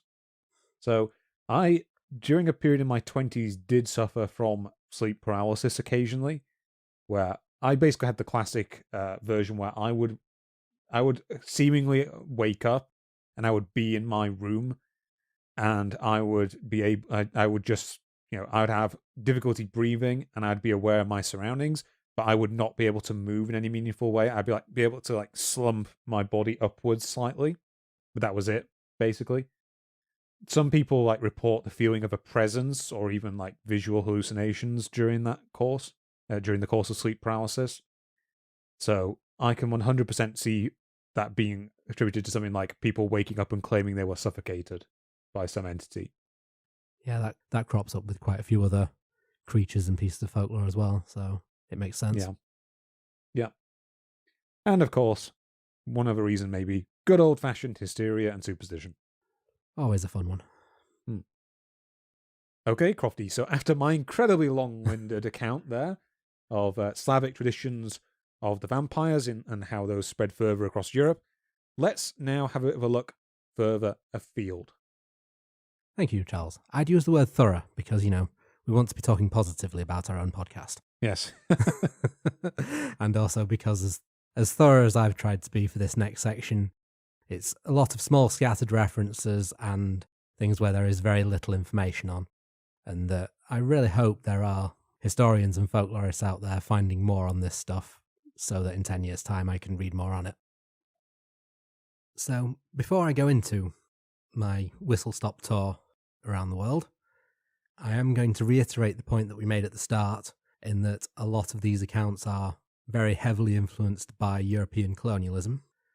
I've tried to, where possible, find original accounts or translations of original accounts and original mentions, but these are unfortunately quite rare. There will be creatures that have been described by modern writers as vampires that I've missed out. I've basically gone for the ones that I could find mentioned in as many modern sources as I could and then gone back into the folklore as best I can. And I will often be pointing out that these things don't meet both of our criteria that we mentioned at the start. Mm-hmm. So with all of those disclaimers, I'm going to start with vampiric creatures in Africa. And I will say that all vampires in Africa were wiped out in 1982 when Toto blessed the rains down in Africa. What a sad, sad day for vampire kind. And if that joke gets me fired for being terrible, worth it. Sorry, serious face. Serious vampire face, yeah. So, in Africa, the main creatures that I've been able to find that have been described as having vampiric traits are clustered around Western Africa, particularly from the folklore of the Ashanti tribe in the region around what's now Ghana. One of these creatures, which European writers have described as a blood-drinking witch, is known as the Obayifo by the people of Ghana, and also by the name the Asiman. These witches were humans who were living in the community, who had gained the ability to leave their body and travel at night as a glowing light, and in this form they would attack children and drink their blood. Usually this would be done quite gradually, so as not to be noticeable, and according to some sources, this was done in a way that the victim felt pain but never showed any physical mark of the attack. Some of these witches were also said to suck out the heart. Scholars have attributed these abilities to explanations for slow-acting poisons or to diseases such as tuberculosis. These witches were also thought to be able to preserve their bodies in death and inhabit their dead body. So, it does actually meet both of our criteria. Yeah, it technically counts. Yeah. Technically correct, the best type of correct. Yep, and I realised I went through all that disclaimer and then the first one does actually meet the criteria. Yeah. I'm off to a great start. As well as this, These witches could raise the dead as their servants or familiars through disinterring the body, cutting out the tongue, and driving a peg into its brain. And it would bind these creatures to them as a ghoul-like creature that was known as an Isthfuntala or an Impundulu, which was also thought to either drink blood or eat the flesh of dead humans.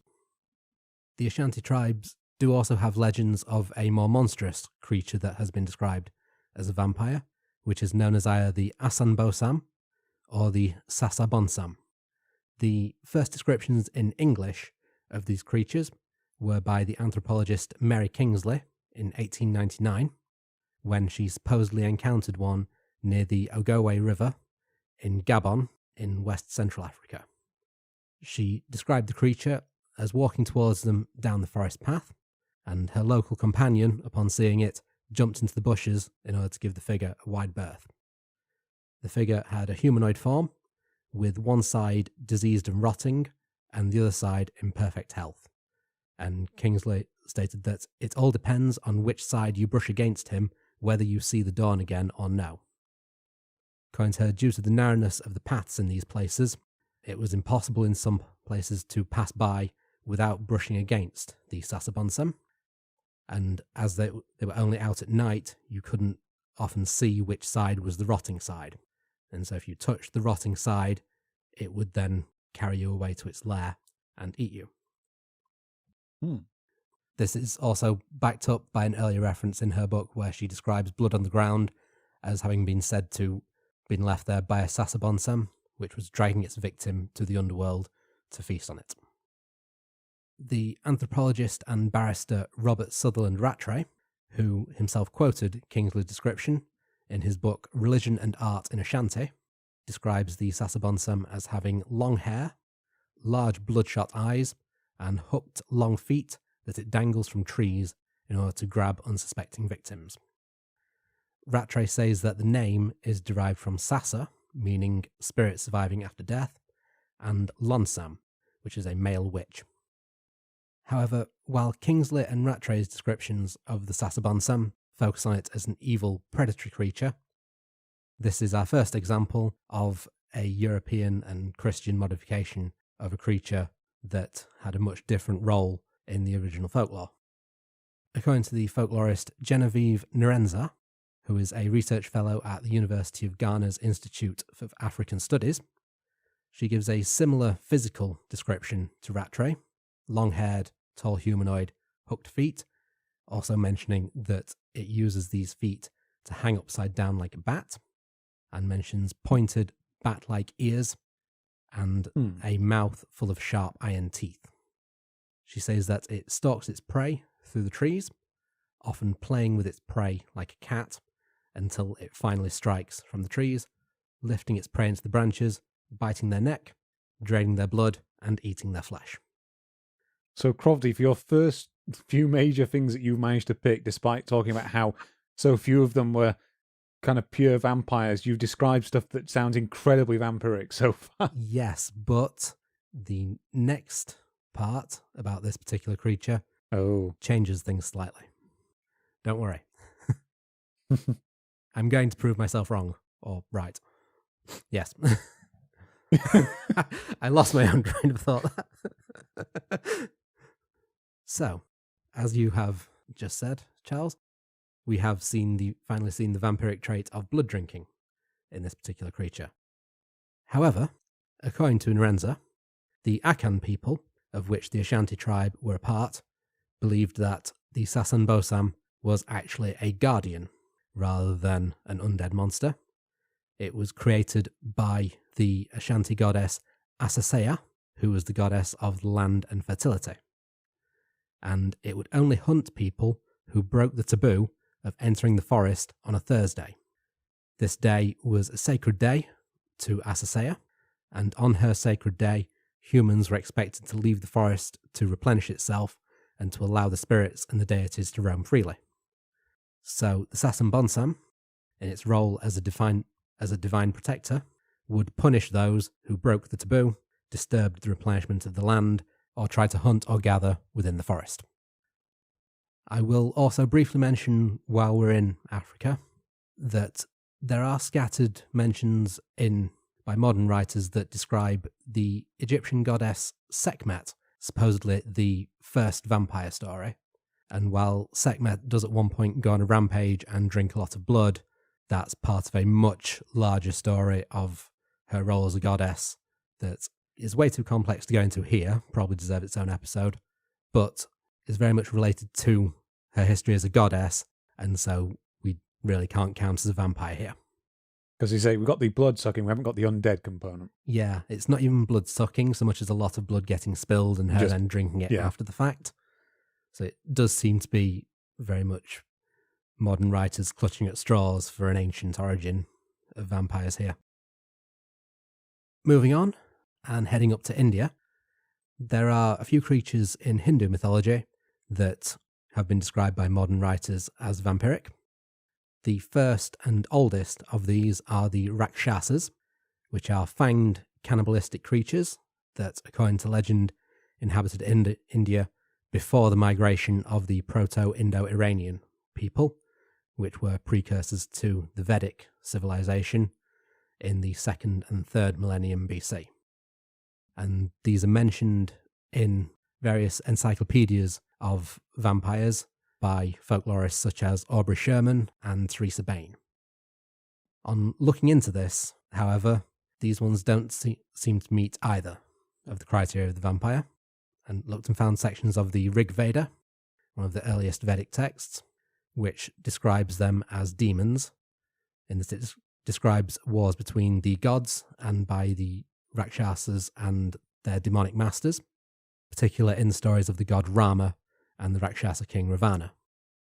This text does mention cannibalism and describe the Rakshasas as cannibals, but never refers to them drinking blood. The only references to blood drinking I can find are mentions of artwork depicting Rakshasas, but I can't even find those particular paintings to actually see the images, so can't really say they are blood drinkers.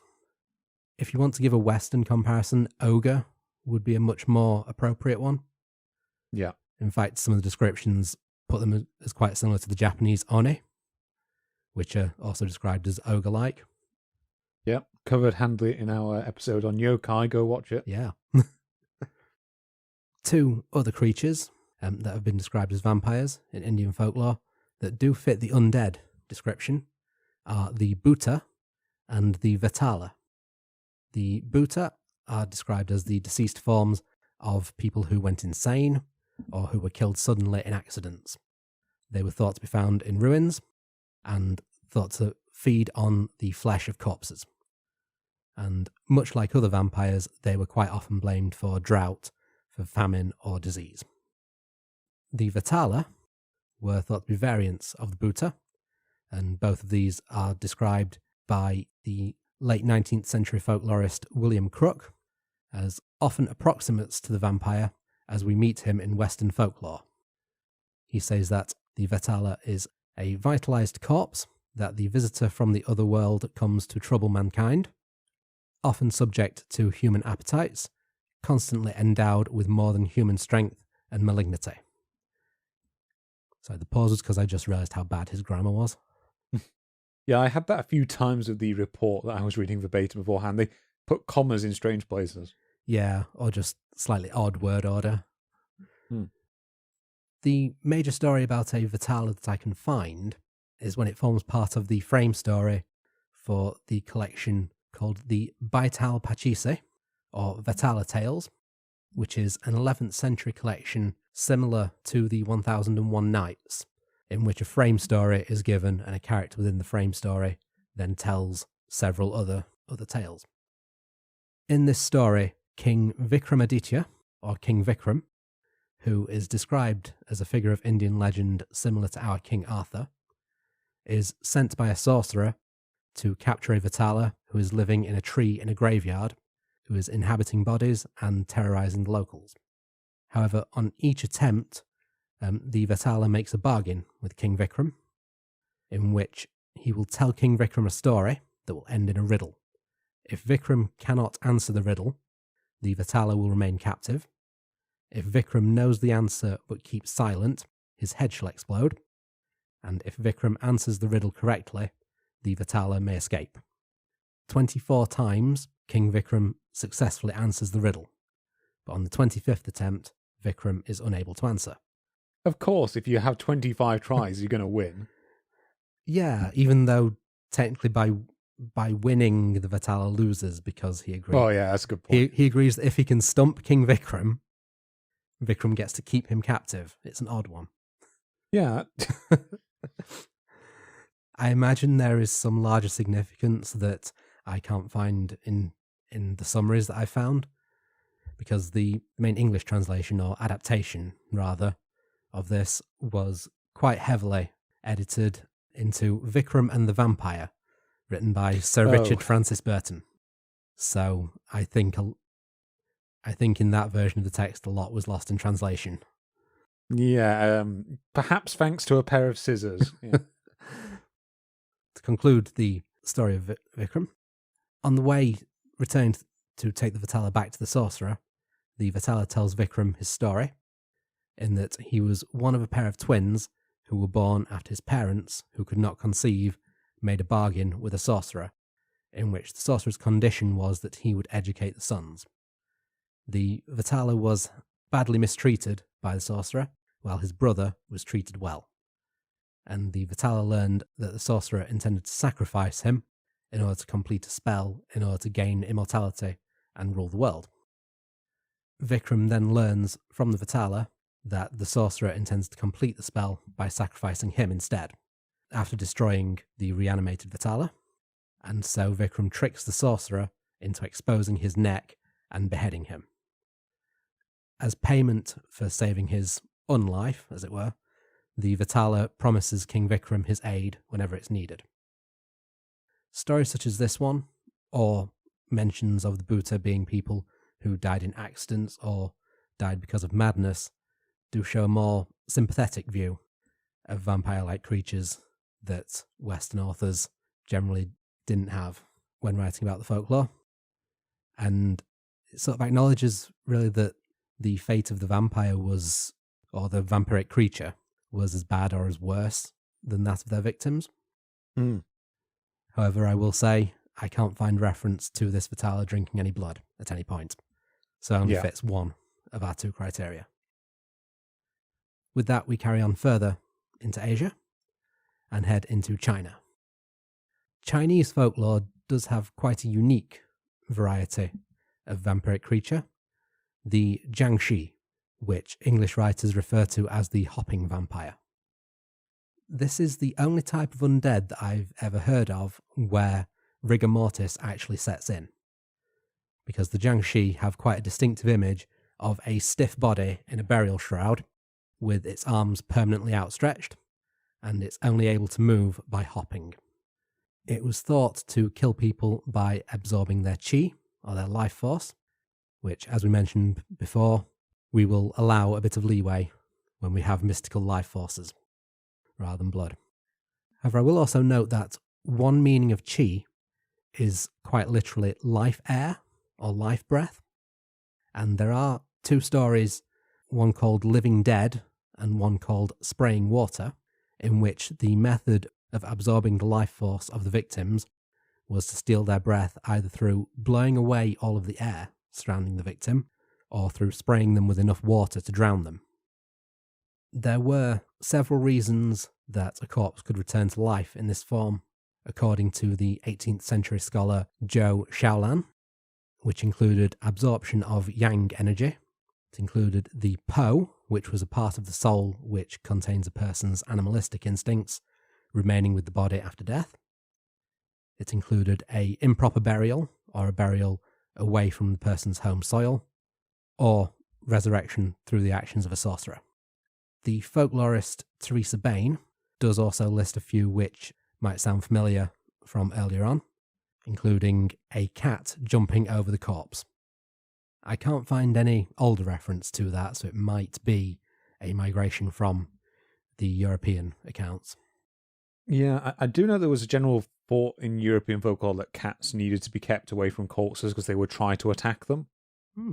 that came up during the course of my research, but obviously I'm pretty certain those two are not connected if it's coming from China. Yeah, that's it. Either this did evolve independently in China, or the two have been mixed together by modern writers. Possibly. Like I say, I don't have an older source, unfortunately. There are scattered mentions of methods of stopping the Jiangshi, though again, these I can't find any older or more reliable sources for, so can't confirm how many of them are actually part of the original folklore. One that I've found quite commonly is sticking a Taoist paper talisman to its forehead, which is quite commonly seen in Chinese and Korean cinema as methods of defeating evil spirits. One method I've seen, again similar to something you've mentioned, is the Jiangshi being defeated by mirrors as it fears its own reflection. I mentioned earlier about one vampiric creature that cannot cross a threshold. The Jiangshi was thought to be unable to cross a threshold, but for practical reasons, in that thresholds in old Chinese houses were about 6 to 10 centimetres high. Oh, yes, so it couldn't physically hop over them, yeah. Exactly, if you're unable to bend your legs, hopping over that small distance wasn't really possible, and also gives a nice slapstick image of a vampire chasing someone only to trip over and being able to get up. I was going to say, I had a humorous account of my own involving vampires that I never got to mention, but in Eastern European folklore, there's like a tradition of vegetables and objects being turned into vampires as well. So that just suddenly made me think of that, where it's like, this is supposed to be a scary supernatural entity. And my image of it is Abbott and Costello meet Frankenstein. Yeah. And one final weakness, which is where I had originally intended to make my Count Von Count impression, is that supposedly if you drop coins on the floor, the Jiangshi must stop and count them. So I was going to mention it developing a bad Bela Lugosi voice, but yeah, I've already dropped that earlier. This superstition may actually stem from a much older belief that was based on a real ritual practice, in which Taoist priests would temporarily resurrect and bind a person's body if they had died far from their homeland. In older Chinese beliefs, burial in the soil of their homeland was an important part of how a person would pass on to the afterlife. And so if a person died far from home, potentially because they were serving in war or had travelled far from home for work, they needed to be returned. There were quite a lot of superstitions about corpses bring ill fortune, particularly looking upon a corpse. And so this meant that most people were quite reluctant to transport a corpse by regular means without a large fee. And so Taoist priests would be hired in order to walk the corpse home. The belief was that the priest would use a spell in order to temporarily resurrect the corpse. They would bind its feet together and bind its arms outstretched for balance so it could only hop along. The priest would then usually lead quite a long procession of corpses in their ritual shrouds from village to village, with a second priest bringing up the rear of the procession. They would only travel at night, and the priests would ring bells in order to warn passers-by of their approach, in order to ensure that nobody looked upon the corpse. In reality, these corpses would actually be tied at the arms to 2 bamboo poles, which were carried on the shoulders by a priest at each end. And so the hopping motion would be from the rising and falling of the bamboo poles with the priest's footsteps, and also the image of the arms outstretched based on how they were tied together. This practice actually continued as late as the 1950s. Oh, wow. Yeah. A first-hand account of this was given in a book called The Corpse Walker, Real-Life Stories of China from the Bottom Up, by Lao Yiwu. Please forgive the pronunciation. He interviews a person who, in the early 1950s, met 2 priests who were transporting a corpse. By this point, it was a rare enough practice that the priests were transporting a single corpse rather than an entire procession. For this method of transport, one priest would carry the corpse on his back, with the shroud covering the entire body and covering his own face, and so the other priest led and used the bell in order to guide the priest who was carrying the body. This practice finally ended during the crackdown on traditional superstitious practices in the early days of Chairman Mao's regime. And so I think that account is one of the very last written accounts. And with that, we will leave China and head southeast to the Philippines, to Indonesia and Malaysia, which I'll be covering as a single group because they have quite a lot of crossover in their folklore. So, across this area of Southeast Asia, there's quite a bit of folklore on a broadly similar group of vampiric creatures, which also includes the only creature I can find that is explicitly described as a vampire by an indigenous writer. A Filipino folklorist by the name of Maximo Ramos, who studied at the University of the Philippines in Quezon City and the University of the East in Manila, wrote several books and papers on creatures of Filipino legends and folklore, and on shared folklore between the Philippines, Indonesia, and Malaysia. As a whole, he used the term aswang as an umbrella term for several creatures that he did also list European equivalents of, including witches, shapeshifters, and vampires.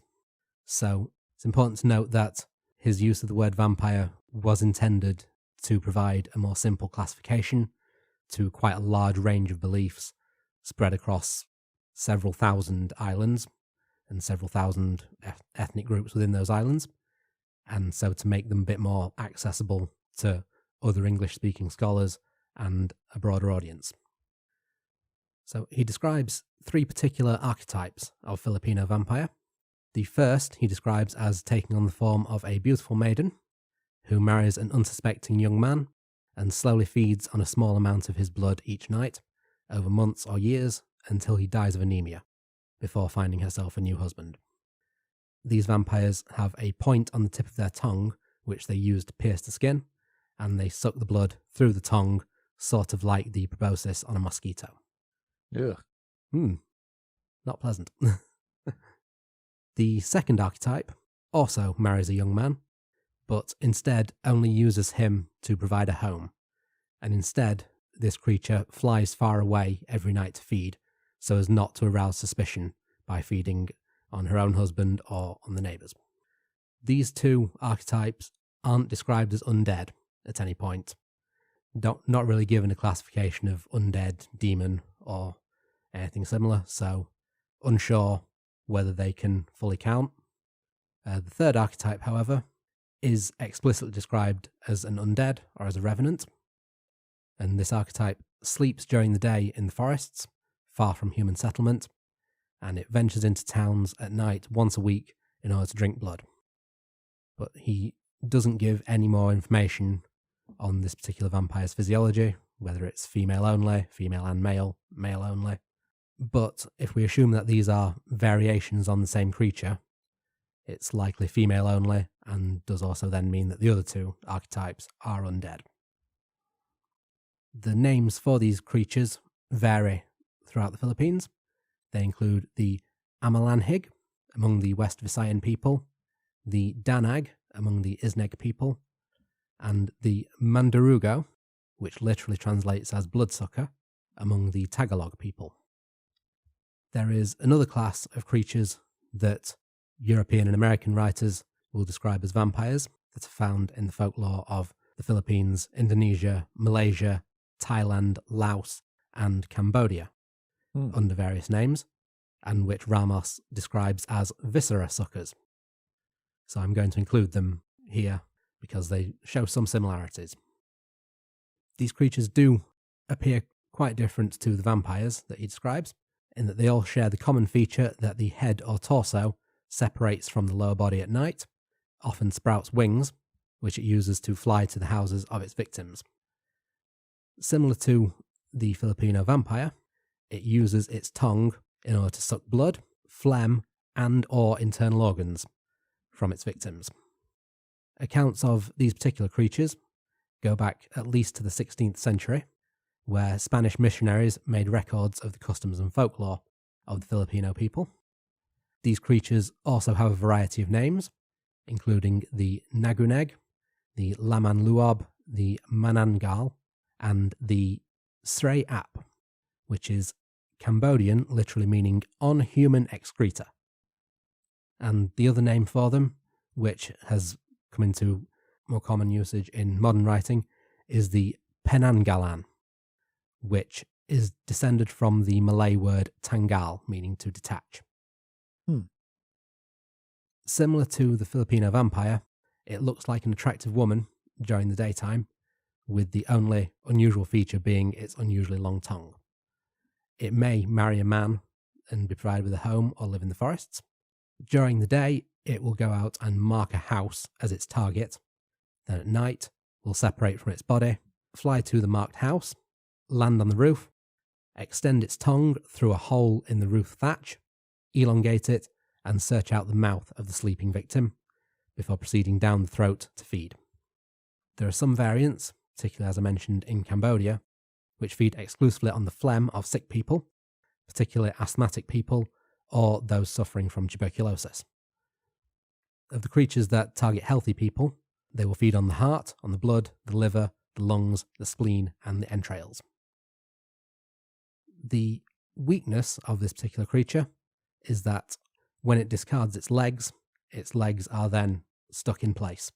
It has to conceal them either beneath a bedsheet or in a closet if it's indoors, or if outdoors, it would supposedly conceal them in a banana grove.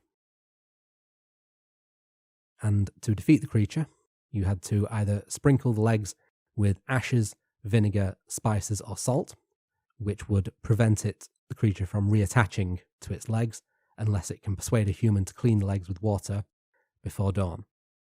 And supposedly simply moving the legs from their original position would also defeat the creature, because it would be unable to find them and would die being unable to reattach.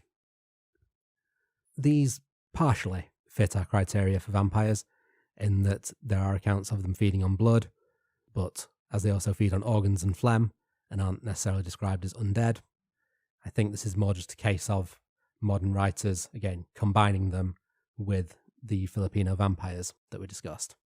And regular listeners might notice another callback to our yokai episode. Yeah, I was going to say. They bear similarity to the Nukekubi, which we discussed, which would detach its head. Pulley neck, yeah. Yeah, or the Rikurokubi.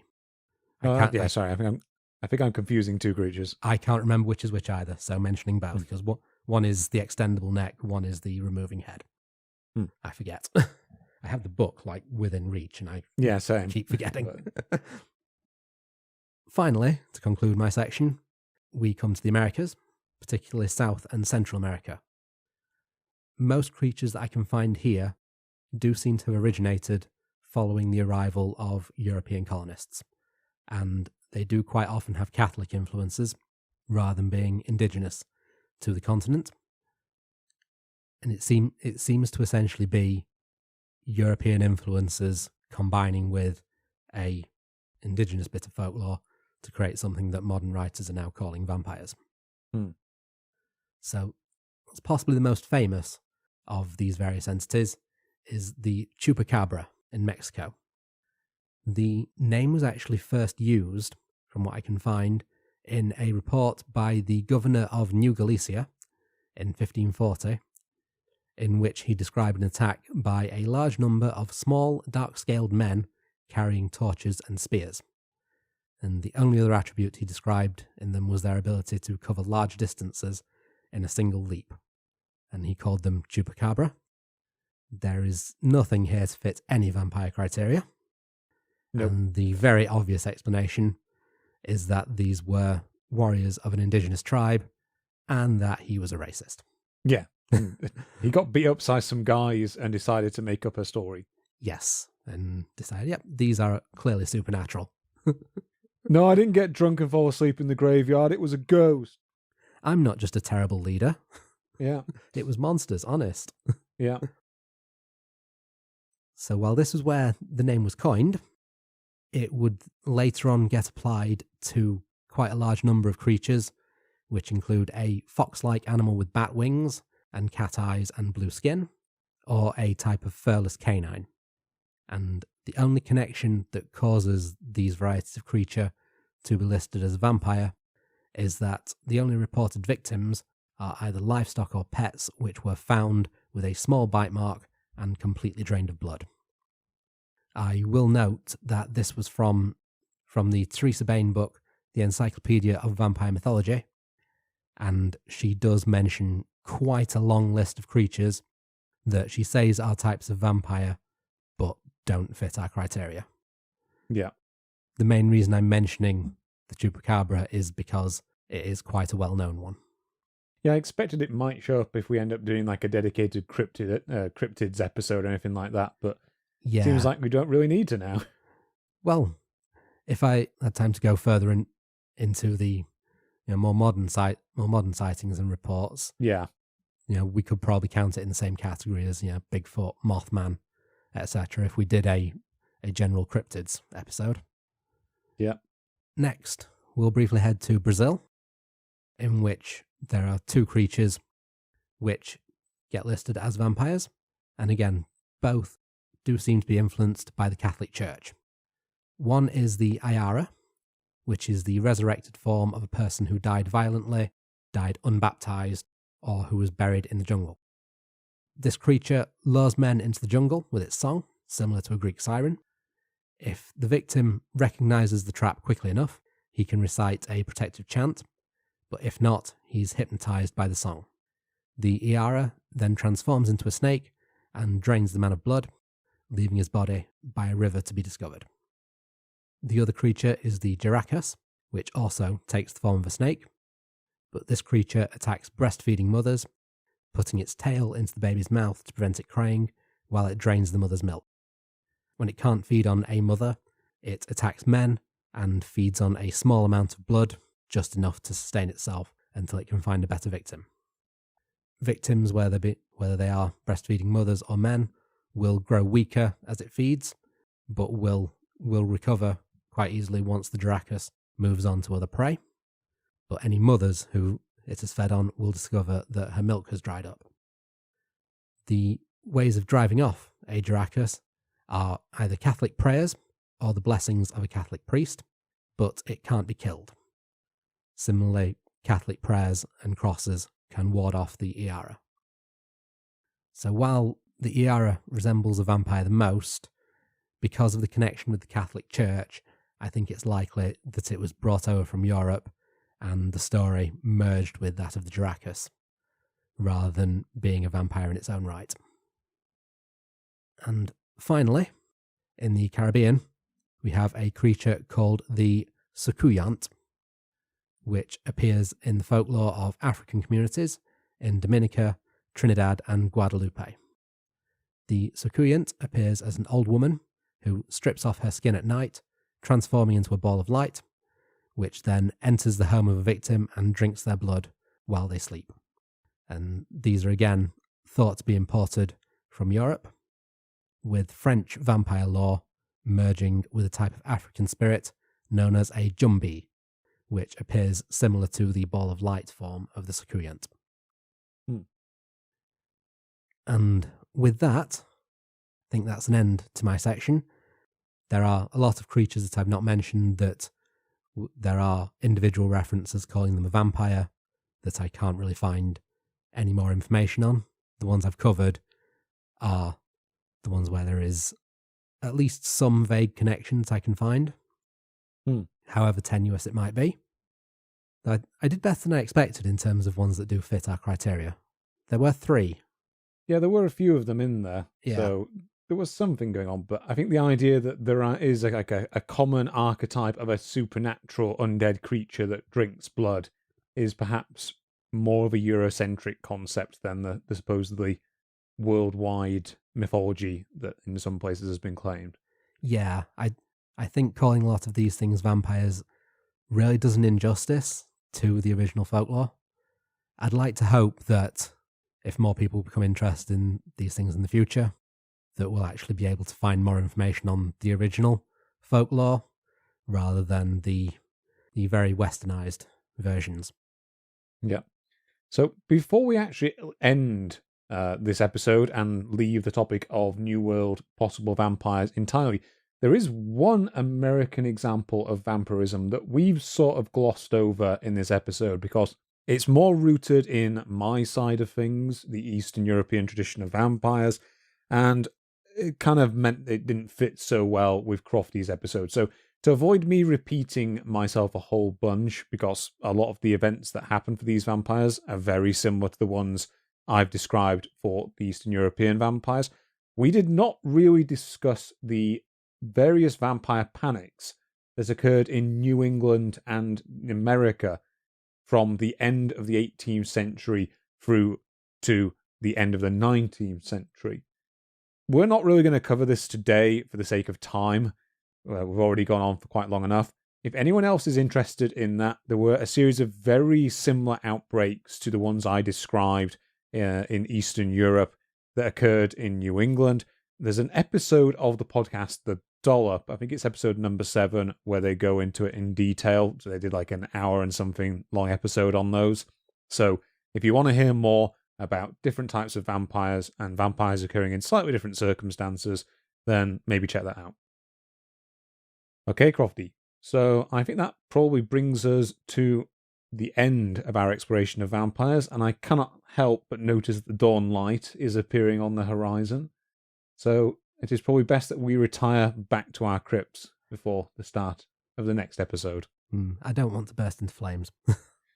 No, it's, it's an occupational hazard. Yeah. All right, folks. Thank you for listening, and we will talk to you again soon. Oh, wait a minute. We're supposed to give a hint, aren't we, for the next episode? But I don't think you've picked one, have you, Crofty? No, we have a few options, so I'm just going to have to say, keep an eye on Charles's Twitter. Yeah, exactly. All right, folks. We'll talk to you again soon. Good night.